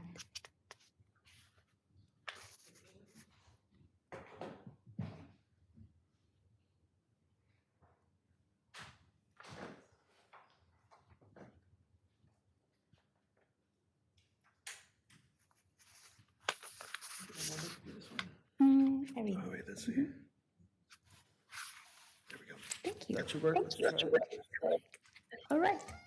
As you know, Vision for Success, an initiative from the Chancellor's Office established in 2017, required that each college sets goals in 4 areas with a timeline to achieve them by 21-22. The 4 areas include completion of degrees, certificates, transfer, units accumulation, and workforce. The College of the Desert President, Academic Senate President, and the Board President approved the College of the Desert established goals. This Chancellor's Office decided the year for each benchmark. Therefore, our goals are compared to these benchmarks. The first goal of completion includes 3 areas: increase the number of all students who earned an associate degree, an approved credit certificate, and those who attain the vision goal of completion, which essentially means the number of students who earned 1 or more of the awards listed under Goal 1A and Goal 1B. The baseline year for this goal is 2016-17, and in all areas, the college aimed to increase the number of students by 20%. In these and all the following slides that include data charts, you will see the baseline illustrated with a gray interrupted line, the goal illustrated with a yellow interrupted line, and the actuals illustrated with a blue solid line. This slide shows that the college increased the number of students who earned an associate degree and had an enrollment in the selected year in the district. The baseline included 797 students, and the college surpassed the goal of 20%, or 956 students. This slide shows that the college increased the number of students who earned a credit certificate. The baseline included 125 students, and the college surpassed the goal of 150 students. The large increase in 21-22 was due to a change in admissions and records business process regarding the transfer studies certificate. Before spring 2022, admissions and records had been awarding general education for only those students who submitted a graduation application for general education. And then when guidance came from the UC in May 2022 regarding the IGETSI certification, admissions and records updated business processes to post general education completion for any student who applied for a degree that included either UC or CSU general education.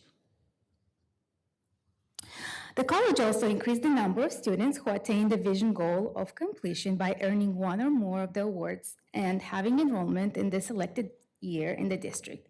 The baseline included 896 students, and the college surpassed the goal of 1,075 students.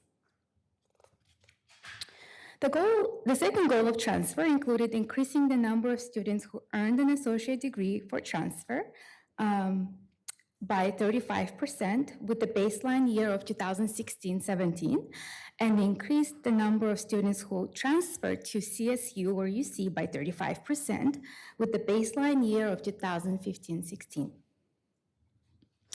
COD increased the number of students who earned an associate degree for transfer and had an enrollment in the selected year in the district. The baseline included 446 students, and the college surpassed the goal of 602 students. Likewise, the college increased the number of students who transferred to UC CSU.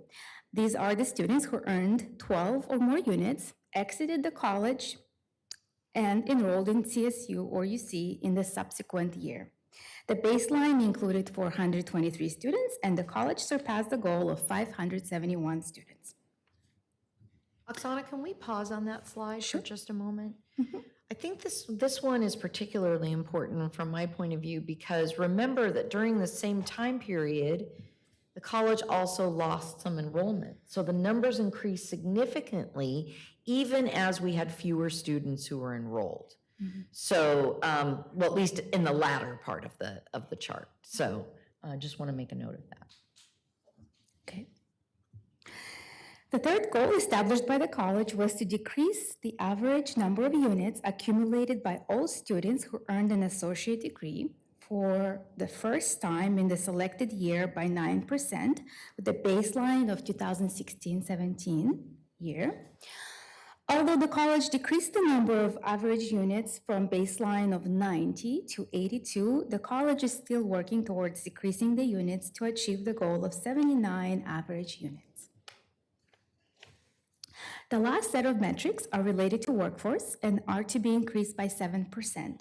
For this goal, the college aimed to increase the median annual earnings of all students, to increase the number of students who attain the living wage, and to increase the number of CTE students employed in a job closely related to their field of study. For goals 4A and 4B, the baseline year is 2015-16, and for goal 4C, the baseline is 2014-15. Among students who exited the college and did not transfer to any post-secondary institution, the median earnings following the academic year of exit increased. The baseline in 2015-16 was $27,771, and the college surpassed the goal of 7%, which was $28,850 median earnings. Among students who exited the college and did not transfer to any post-secondary institution, the proportion who attained the district county living wage immediately following the academic year of exit likewise increased. The baseline in 2015-16 was 46%, and the college surpassed the goal of 49% in 2019-20. Among career technical education students who responded to the Career Technical Education Outcomes Survey and who did not transfer to any post-secondary institution, the proportion who reported that they are working in a job very closely or closely related to their field of study increased from the baseline of 66% in 2014-15, but this proportion has not yet reached the goal of 74%. It is important to note that there are methodological limitations to the CTE outcome survey. The metrics are delayed by 2 years, and the metric is dependent on students responding to the survey. In the past 4 years, the response rates ranged from 19 to 22%, which can be considered low response rates. As you can see, data is not yet available for 2021, but both the Institutional Research Office and the Strong Workforce Steering Committee are monitoring the availability of this data. In summary, College of the Desert has exceeded the Chancellor's Office goals for the number of students who earned associate degrees, certificates, who attain the vision goal for completions, who earned associate degrees for transfer, and the number of students who transferred. The college continues to monitor and attend to goals of decreasing the number of units for associate degree earners and increasing the percent of CTE students employed in their field of study as data becomes available. Our next steps are to continue to monitor the goals, attend to progress or declines, and prepare for Vision 2030. The Board of Governors approved basic structure for Vision 2030, and we anticipate changes coming late spring, early summer. The college will be setting new institutional goals related to equity in success, equity in access, and equity in support. Thank you.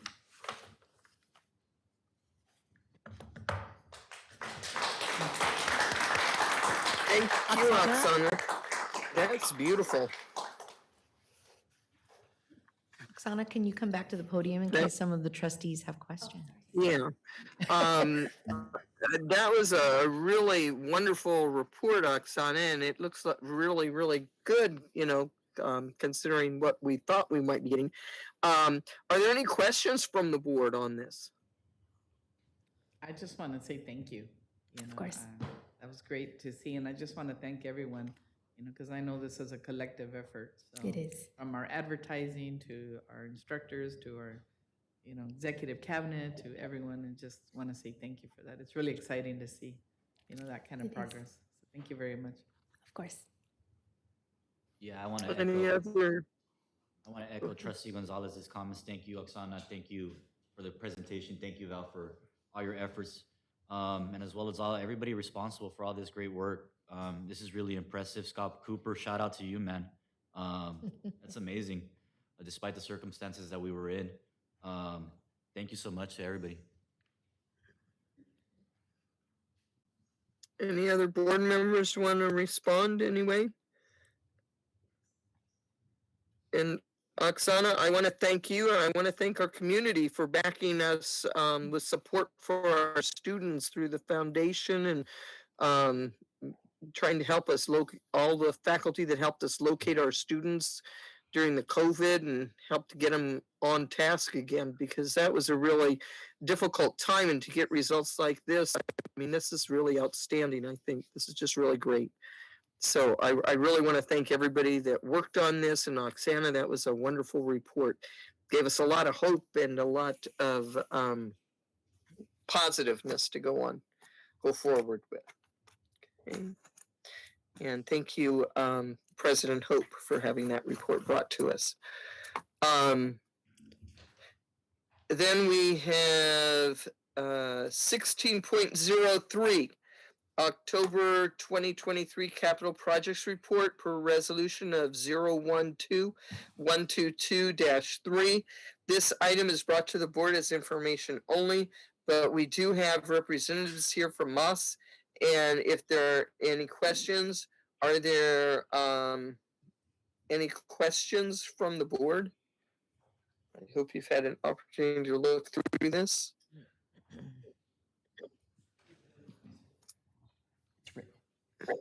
I think, Madam Chair, if I may, because I did review it. And one of the things that I found really interesting in looking at all the projects that have been completed and, the amount of funding that has been spent. So it looks like for, roughly $334 million, there was a lot of projects, completed. And, always I'm looking, how are we investing $500 million in one project when we were able to do all of this? So, just thank you for continuing those updates, and it's good for us to view and see, what can be done when you appropriate funding, where it should be. So that's my only comment. Okay. Thank you, Matt. Good job. I would also like to only add, at some point we get the time value of money, and so we have apples to apples. Because if you spent $300,000 10 years ago, what is that equivalent to in what we're spending in today's projects? and what is the true value of the funds that we've got earmarked for upcoming projects so that we have a fair comparison. Sure, absolutely, I can provide that. Okay, thank you. All right.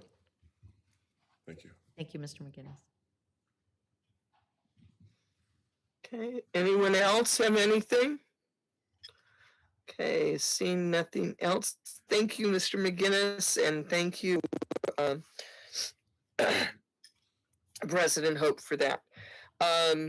Now we're down to 17, which is information again, 17.14, CSEA MOU. This is public safety officer positions, full-time equivalent increase. This item is being brought to the board as information only. Are there any questions from the board? Seeing none. 17.02 CSEA MOU, new job description, job developer placement coordinator. This item is being brought to the board as information only. Are there any questions from the board? And again, seeing none, we'll go on. The next item is 18. This is information under instruction. 18, administrative procedure 4100, graduation requirements for degrees and certificates. This item is being brought to the board as information only. Are there any questions from the board on this?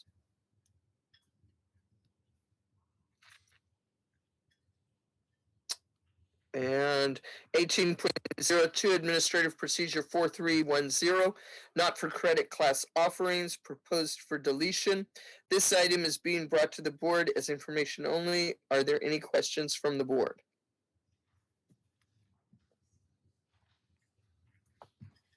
And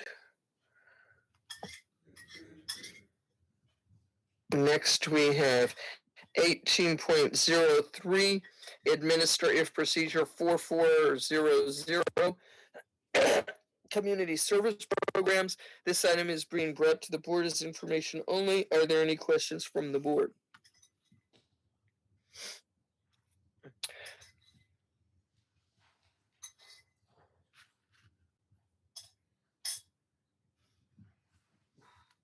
And that brings us to 19, which is our study session. We have 19.01. This is a study session. Is this the one we are supposed to do at 11:30? Yes, President ma'am. Hope? Oh, so we're right on schedule. Oh gosh, we did good. Okay, 19.01, study session. Jordan Schnitzer, Museum of Art at College of the Desert. At this time, I'd like to ask President Hope to help us introduce this item. Please proceed, President Hope. Thank you, Madam Chair. At this time, I'd like to introduce Vice President Rod Garcia and Executive Director Kathy Abbott, our Foundation Director, to present this item on really an unprecedented and impressive legacy gift that is being proposed to College of the Desert.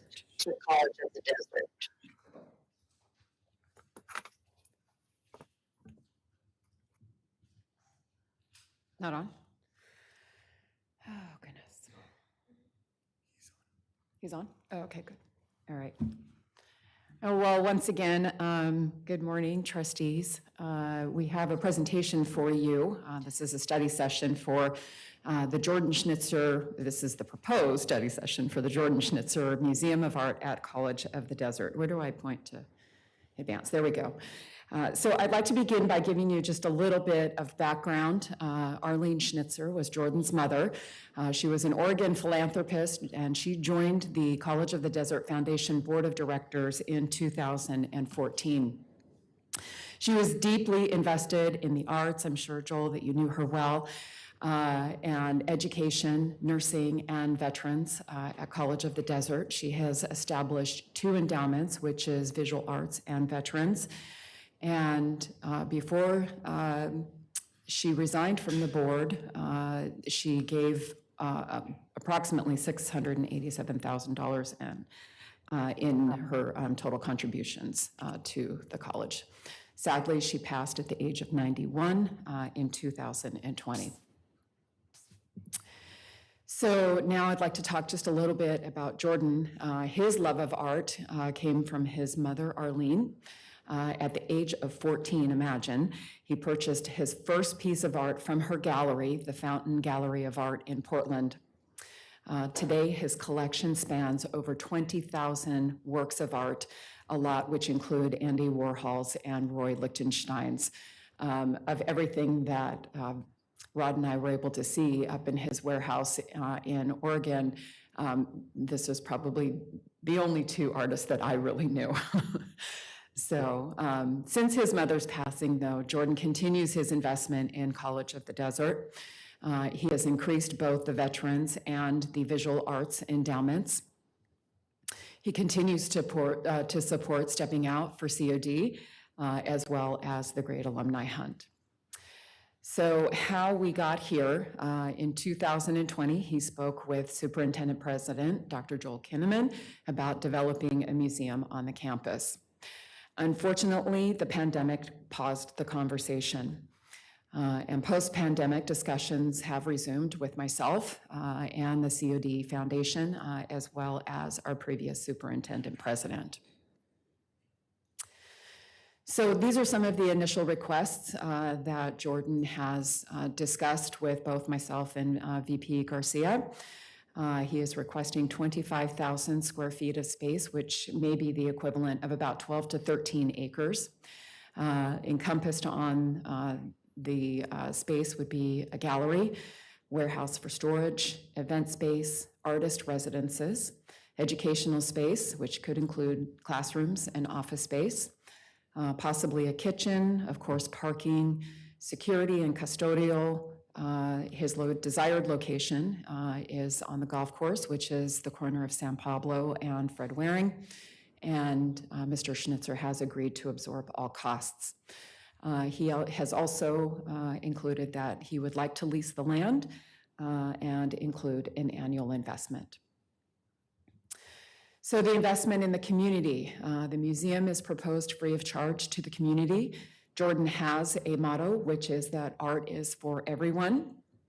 The museum will be centrally located, providing greater access to every area of the region of those who are interested in art. And he also has encouraged tours for our local K-12 school districts, and he would love to introduce art back into the curriculum. He believes also that this would be a great volunteer and docent opportunity for our College of the Desert students.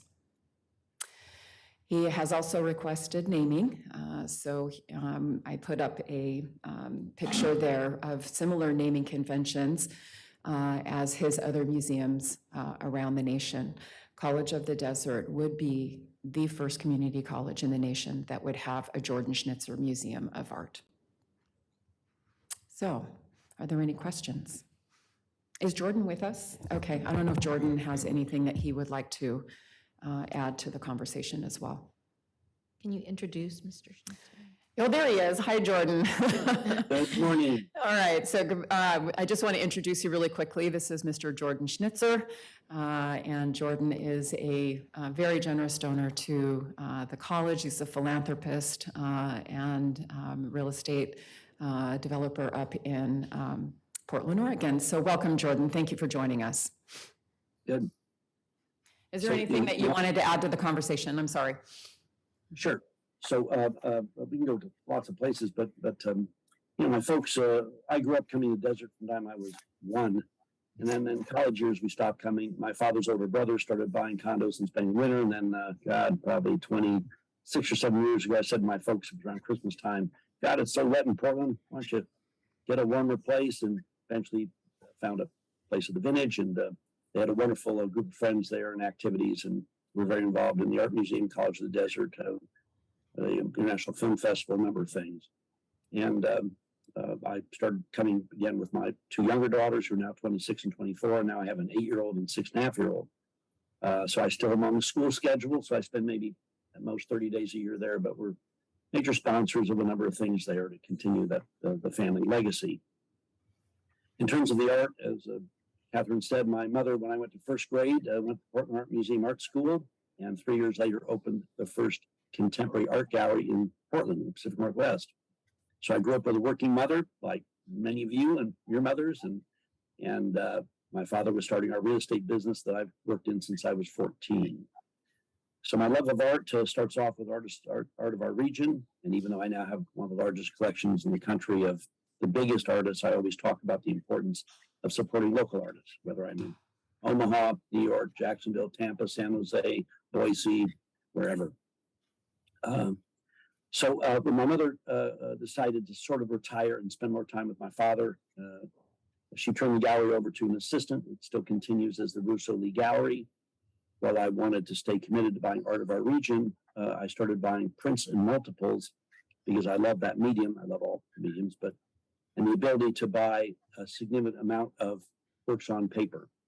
They're more affordable, and I basically started developing a teaching collection, and that's sort of gotten sort of on steroids, and we've now had 180 exhibitions at 120 museums. I have 11 people work full-time. We operate out of a 56,000 warehouse in Portland that's climate controlled and spectacular warehouse. And we do these exhibitions all over the country. We acquire about 1,000 things a year. And we do all these exhibitions for free around the country. And then we fund symposiums on Black Lives Matter issues, Native issues, you name the theme. Our work spans every ethnic, gender, racial, and political arena. While there's no one in the world that gets as much excitement by experiencing the art as me, the joy I get from sharing the art exceeds the personal enjoyment of having art around me. So in the desert, I thought for a long time about where to put, because I figure I'll probably have a few more university museums. I'm working with the University of Arizona now. We have one at University of Oregon, where I am right now. We have an opening of a show called Strange Weather that has Kinda Wiley, Allison Sarb, Micheline Thomas, Roy Lichtenstein, a number of big artists. Opening tonight, it's the 5th venue. And obviously, there's my alma mater, so we do a lot down here. But the collection is, there's about a third of it I own personally, about 20% that's in the company, and the rest is in the George Family Foundation. The collection is protected forever estate-wise, and I've never sold any art. I'm lucky I keep working pretty hard at the day job to pay the bills. And we have a couple shopping centers in the desert there, the 111 Town Center where Whole Foods is, and the where the Plaza Quinta on the corner of Washington 11. But I have real estate offices in Seattle, Portland, San Francisco, Sacramento, Las Vegas, San Diego, Tucson, Phoenix. And there are 300 fabulous people I report to every day. And luckily, our business continues to do well, although I always run scared like any business person about all the unforeseen things that can happen. So the reason for the desert is, well, I've had a couple of major exhibitions at the Palm Springs Art Museum, and it sort of had its ups and downs. When we did the Warhol exhibition there, I partnered with Frank Jones of Palm Springs Life, and we worked with all the school districts and brought in 1,400 grade school students. And I hired artists from the La Quinta Artisans group, and we gave Saturday classes, and the kids came in and made little mini Warhols and free admission to the museum for their families and so forth. And that was very, very satisfying. So also in terms of kids, I'm a major funder of the fashion show, and my night is the night that features the Fashion Institute grads from LA, and we bring in 150 to 180 high school kids from the various high schools. They tend to be from the less affluent high schools, and we have them meet with the designers and the models and learn about careers in fashion. So the point of this is that the reason I like museums on university campuses, and we like doing things for kids, is in terms of the university campuses, it's the last time you have young people in a relatively contained environment. And there are too many young people in the Coachella Valley and in every other city and valley across this country that think that art and art museums are for some elitist few. So the idea of putting art at a campus as our first audience is to help them realize that it's pretty wonderful to go to places where there's art, culture, history, and so forth. Second of all, the Coachella Valley, I think, is unique nationally. While there are other areas that have a working population and then a lot of snowbirds, the valley, without going into all my reasoning for it, is fairly unique. In other words, Scottsdale is amazing, but you're in a city of 4 million people. The whole Coachella Valley has amazing attributes and will continue to be a favorite place. So I think the idea of having another art facility in the valley that is sort of equidistant from Palm Springs and Indio is a logical geographic location. Second of all, the school districts there, the 3 superintendents are really great to work with. I think we can have a lot of funding buses and things, bringing kids in all the time. As Catherine said, I think aligning this with the College of the Desert to have, we can develop some internship programs and curatorial programs, but also hire a bunch of the young people to, be at a desk and, be there for security and be there for events and so forth. The reason why I need a bigger site is I think it makes sense to do artist in residence, to maybe build 2 houses where we bring in an artist. It's pretty neat to bring in artists from back east when the weather is pretty crappy in the winter, and in the fall and winter in the desert, it's fabulous. That adds a certain cachet to bring an artist in to do work for, 30-day, 2 weeks or 30 days. Next, the wonderful thing about the valley, Coachella Valley, is you've got all the way from the most sophisticated snowbirds all the way down to a population that has varying degrees of art sophistication. And with you having 75% of your students or 80% being first-time college graduates or attending college, we can serve the whole spectrum. And I think it can play a major role culturally in the valley.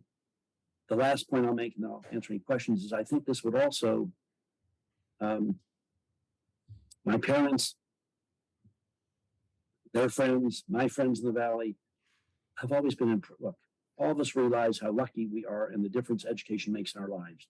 And the College of the Desert serves a huge, huge role of helping take those young people who often don't come from backgrounds where there's been a lot of education and giving them a chance to move up in the socioeconomic trajectory.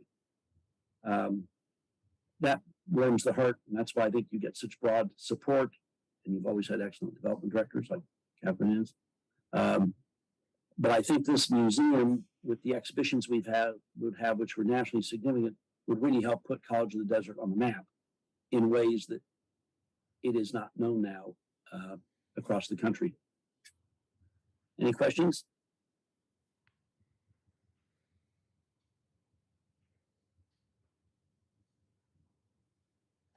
I think, Mr. Schnitzer, we are all overwhelmed by your generosity and just really want to thank you for your exceptionally generous offer to us and for your explanation of why you've chosen for this presentation. Are there any questions or comments from the board? I really think this would be a great opportunity for not just our college, but also for our community and all the children in our community and our future generations. But it's something we will be considering. And I want to thank you, Mr. Schnitzer, for your time and for this very generous offer. And we will be discussing it further at another meeting. So thank you so much for this presentation. Okay, let me just suggest this is the beginning stages. As to how realistic this is, I'm not sure yet. But I wanted to first start off to really see if there was a commitment from the College of the Desert to let us, get a significant piece of land there. And if so, there's some architects in LA. I want to work with Coolpot and other feasibility studies and so forth. But I think this is the first step. I think this would be amazing, amazing for the community and for the College of the Desert in particular. So thank you. Thank you, Jordan. Okay. Have a good evening. Goodbye now. Thank you. Actually, I have a question, if I may, Madam Chair and President Hope. Sure. It's actually more towards our staff on campus, either our executive cabinet. What is the overhead cost, or how much profit are we getting from the golf driving range? It's a really great question. And, as we started to do initial conversations about the change in use of that property to fulfill Mr. Schnitzer's gift, we started looking, and Vice President Garcia and I took a look at some of the financials associated with the driving range. And I'd like to ask Vice President Garcia to give you more detail on that. Yeah, so off the top of my head, I don't have the exact numbers, but we do not make a profit at the driving range. So basically, we have it mainly just to support the community. The community likes to use the driving range because it's probably one of the cheaper ones in the valley, but we do not make a profit, unfortunately. But if you would like, I could get you the actual financials. And I think Vice President Garcia is being very neutral. We lose money on the driving range. We not only not make a profit, we lose money on that enterprise. And I think one of the reasons this is an important opportunity for the board is because it really does call into question what our mission is, right? And our mission is educational. And as convenient as the driving range is, and I know that the community loves and supports it, I think it is incumbent upon us to evaluate other opportunities if it can advance education. Yes, and I just want to, thank Mr. Schnitzer for this, wonderful presentation, and just know that you do have allies that are, as well. I love art. I'm a big, fan of visual and performing arts. I think it creates a whole different space for students of all ages to be successful in other areas. And, we all know that art is a great release for a lot of people, not only to exhibit their creativity, but, sometimes it's a way to heal.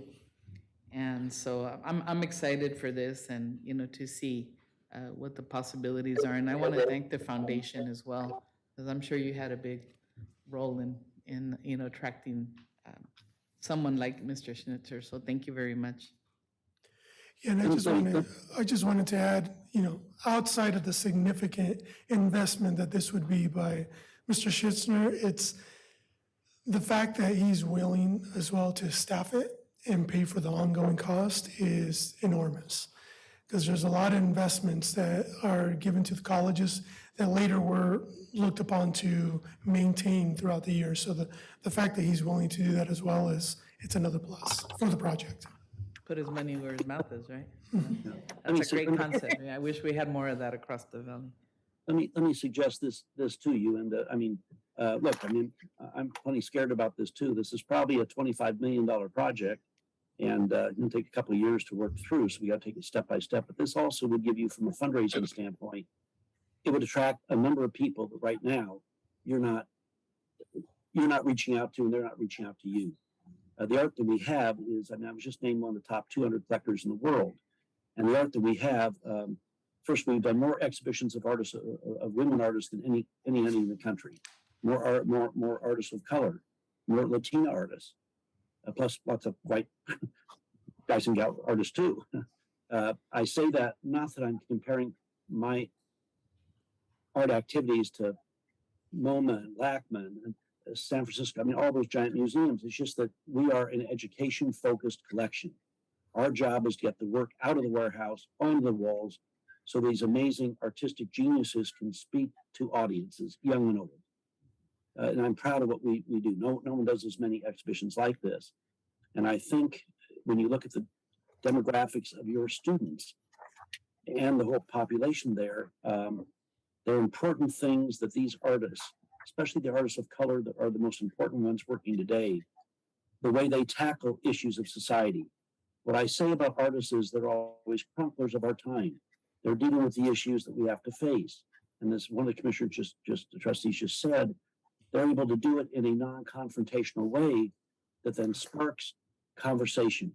And certainly in terms of the teachers at the College of the Desert, they can use the collection. We can also talk with them about courses they want to teach and then tailor exhibitions of art that relates to what they want to teach. So it's a way of sort of seducing the kids into seeing art and yet having educational purpose of discussions about um, Hispanic, Black, women issues. You name the theme. These artists are doing that kind of work. So I think back to the point about development, this could help you get a whole number of people in for these the Desert X. I think would be a major point of art and have sculpture on the grounds for Desert X, which gets a couple 100,000 people. And right now, those people don't know about College of the Desert. They don't come to College of the Desert. And this is like building a giant mousetrap for the development folks. So anyway.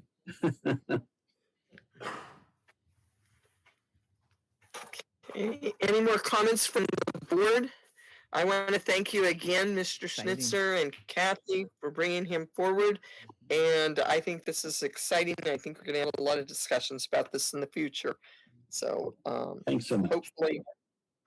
Hopefully we'll see you again soon. Okay. Have a good day. Thank you. At this time, we're going to move into public comment. This is the time when requests to address the Board of Trustees regarding matters not on the agenda are allowed.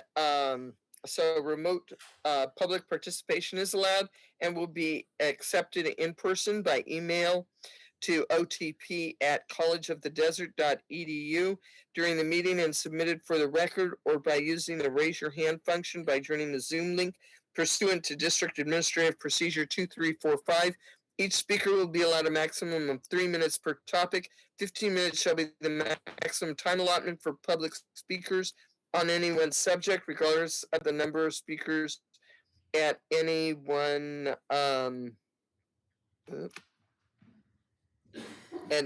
board meeting. At the discretion of a majority of the board, these limits may be extended. All comments must be submitted or brought forward prior to the end of the public comment section. As an additional note, this item is intended for members of the public who wish to speak regarding matters not related to the agenda. And Armando, or are there any public comments? Yes, Trustee Stefan, we have 2 public comments in person. The first one is from Andrea Valle. Okay. So Andrea, would you please move to the microphone since you're there in person? Thank you. Hello, I wish I had come here with better circumstances, but it is finally nice to put faces to the names that I've been seeing a lot of. Just open up my note here, sorry. Hello, my name is Andrea Valle. I've had the privilege of attending this institution from a young age of only 16 through concurrent enrollment starting in 2015 through 2019. And after a very tumultuous health crisis forced me into a 3-year hiatus, I felt I was finally ready to start a new chapter. Finish my psychology degree, I only have 6 classes left. And begin a new era in my life despite my health struggles. You see, I have a condition called postural orthostatic tachycardia syndrome that greatly affects my quality of life and the way that I'm able to perform both as a human and as a student. It was with previous knowledge to this condition that Professor Edwin Reed at your institution felt fit not only to berate me in front of a room of my peers, but provoke an elopement episode in response to me telling him I could not safely participate in an in-class activity as I did not have my mobility age would enable me to complete the task in a way that did not cause a cardiac symptom flare. Sorry, I'm having one right now. He chose not to let me reschedule in that moment or offer different accommodations, and instead approached me directly in class and chased me out of a room after I had expressed I did not feel safe speaking to him in that moment. I have since gone through the appropriate channels to report this encounter and have been dropped from the course without proper notice that it was done or guidance with how to deal with the aftermath. Throughout this endeavor, my one question has been, but what about my class? How do I continue from here? I deserve an education. It was going through these channels that I had a very unfortunate meeting with Dean Papas where I felt more like I was on trial and being punished like an unruly child for my word choice rather than the flagrant victim of discrimination from a professor under his jurisdiction. That said, not all of my debacle in this has been this disheartening. I found great comfort in the staff members that have helped me through this endeavor and rallied behind me, and would love to thank them for their efforts, because without them, I'm not sure I'd be able to be here before you today, as a human being or as a student. This has impacted me very, very greatly. I'm choosing to bring this to your attention as to prevent anyone else from being blatantly discriminated against in the same manner. I deserve an education just as much as any able-bodied student, and the fact that I've been denied that is simply cruel and unusual. Thank you for your time. Thank you for coming forward and addressing us. And we'll have to look into what's been done on this, okay? So thank you for coming and addressing us, okay? We cannot respond further at this time.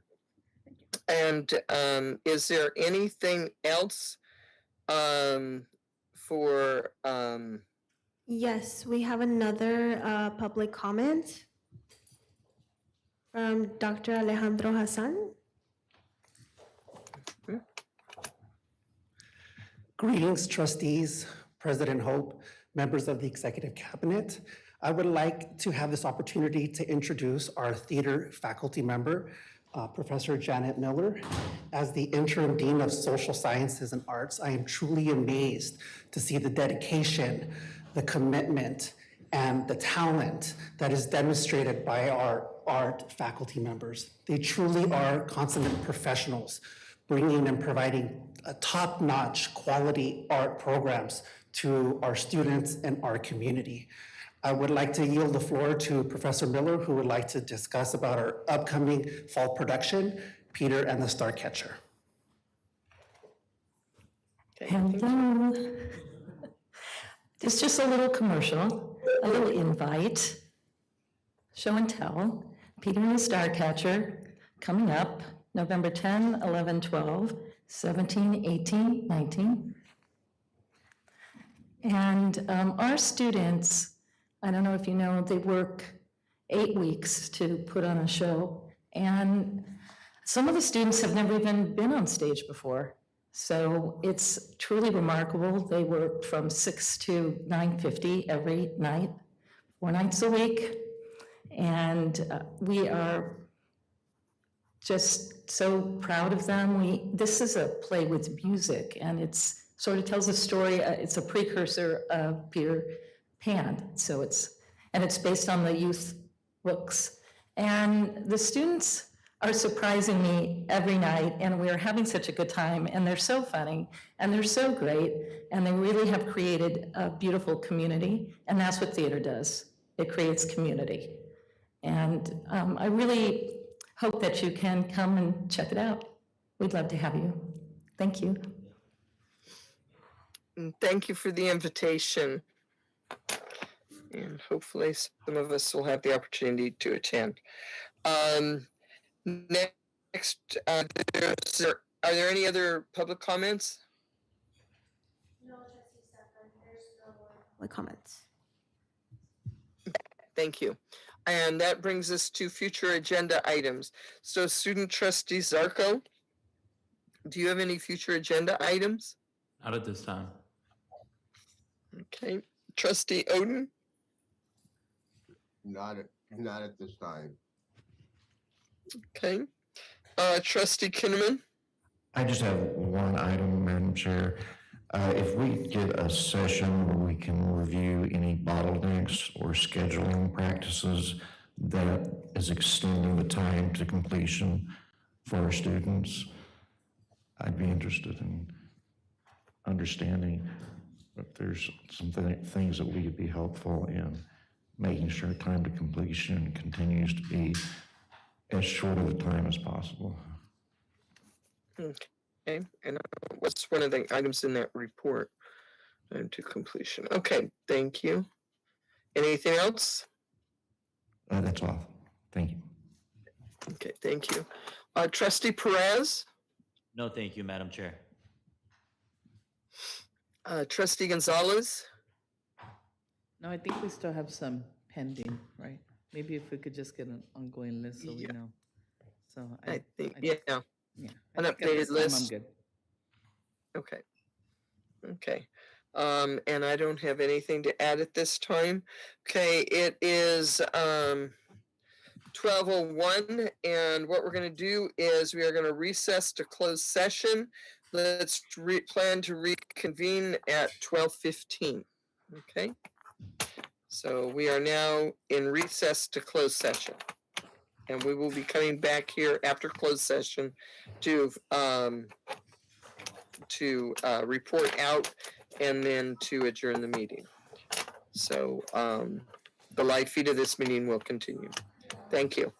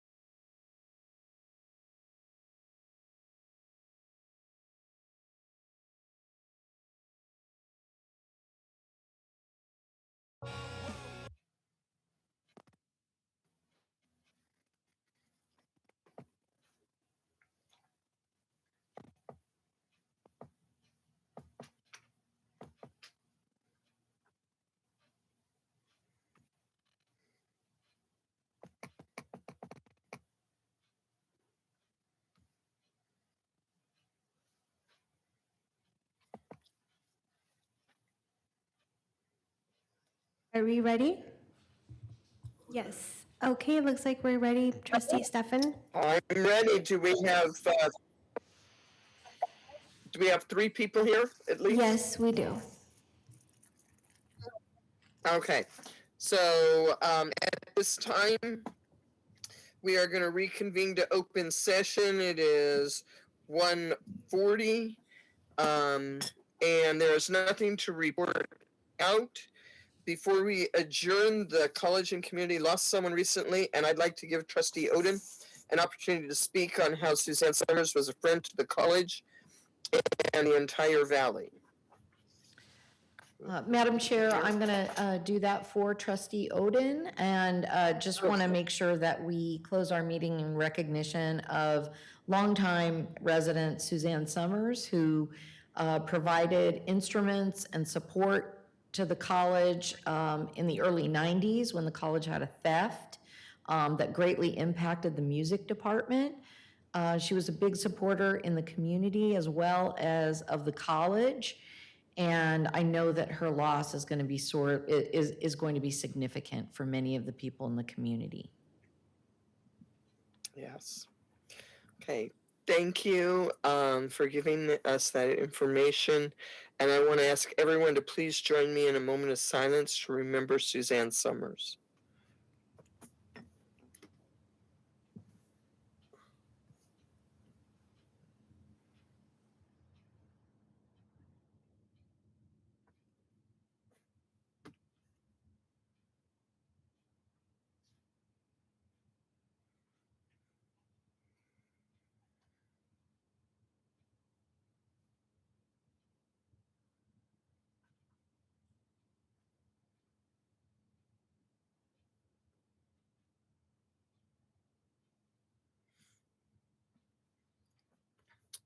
Okay, I want to thank you, all of you. I will now adjourn the regular meeting of the Desert Community College District Board of Trustees at 1:42 p.m.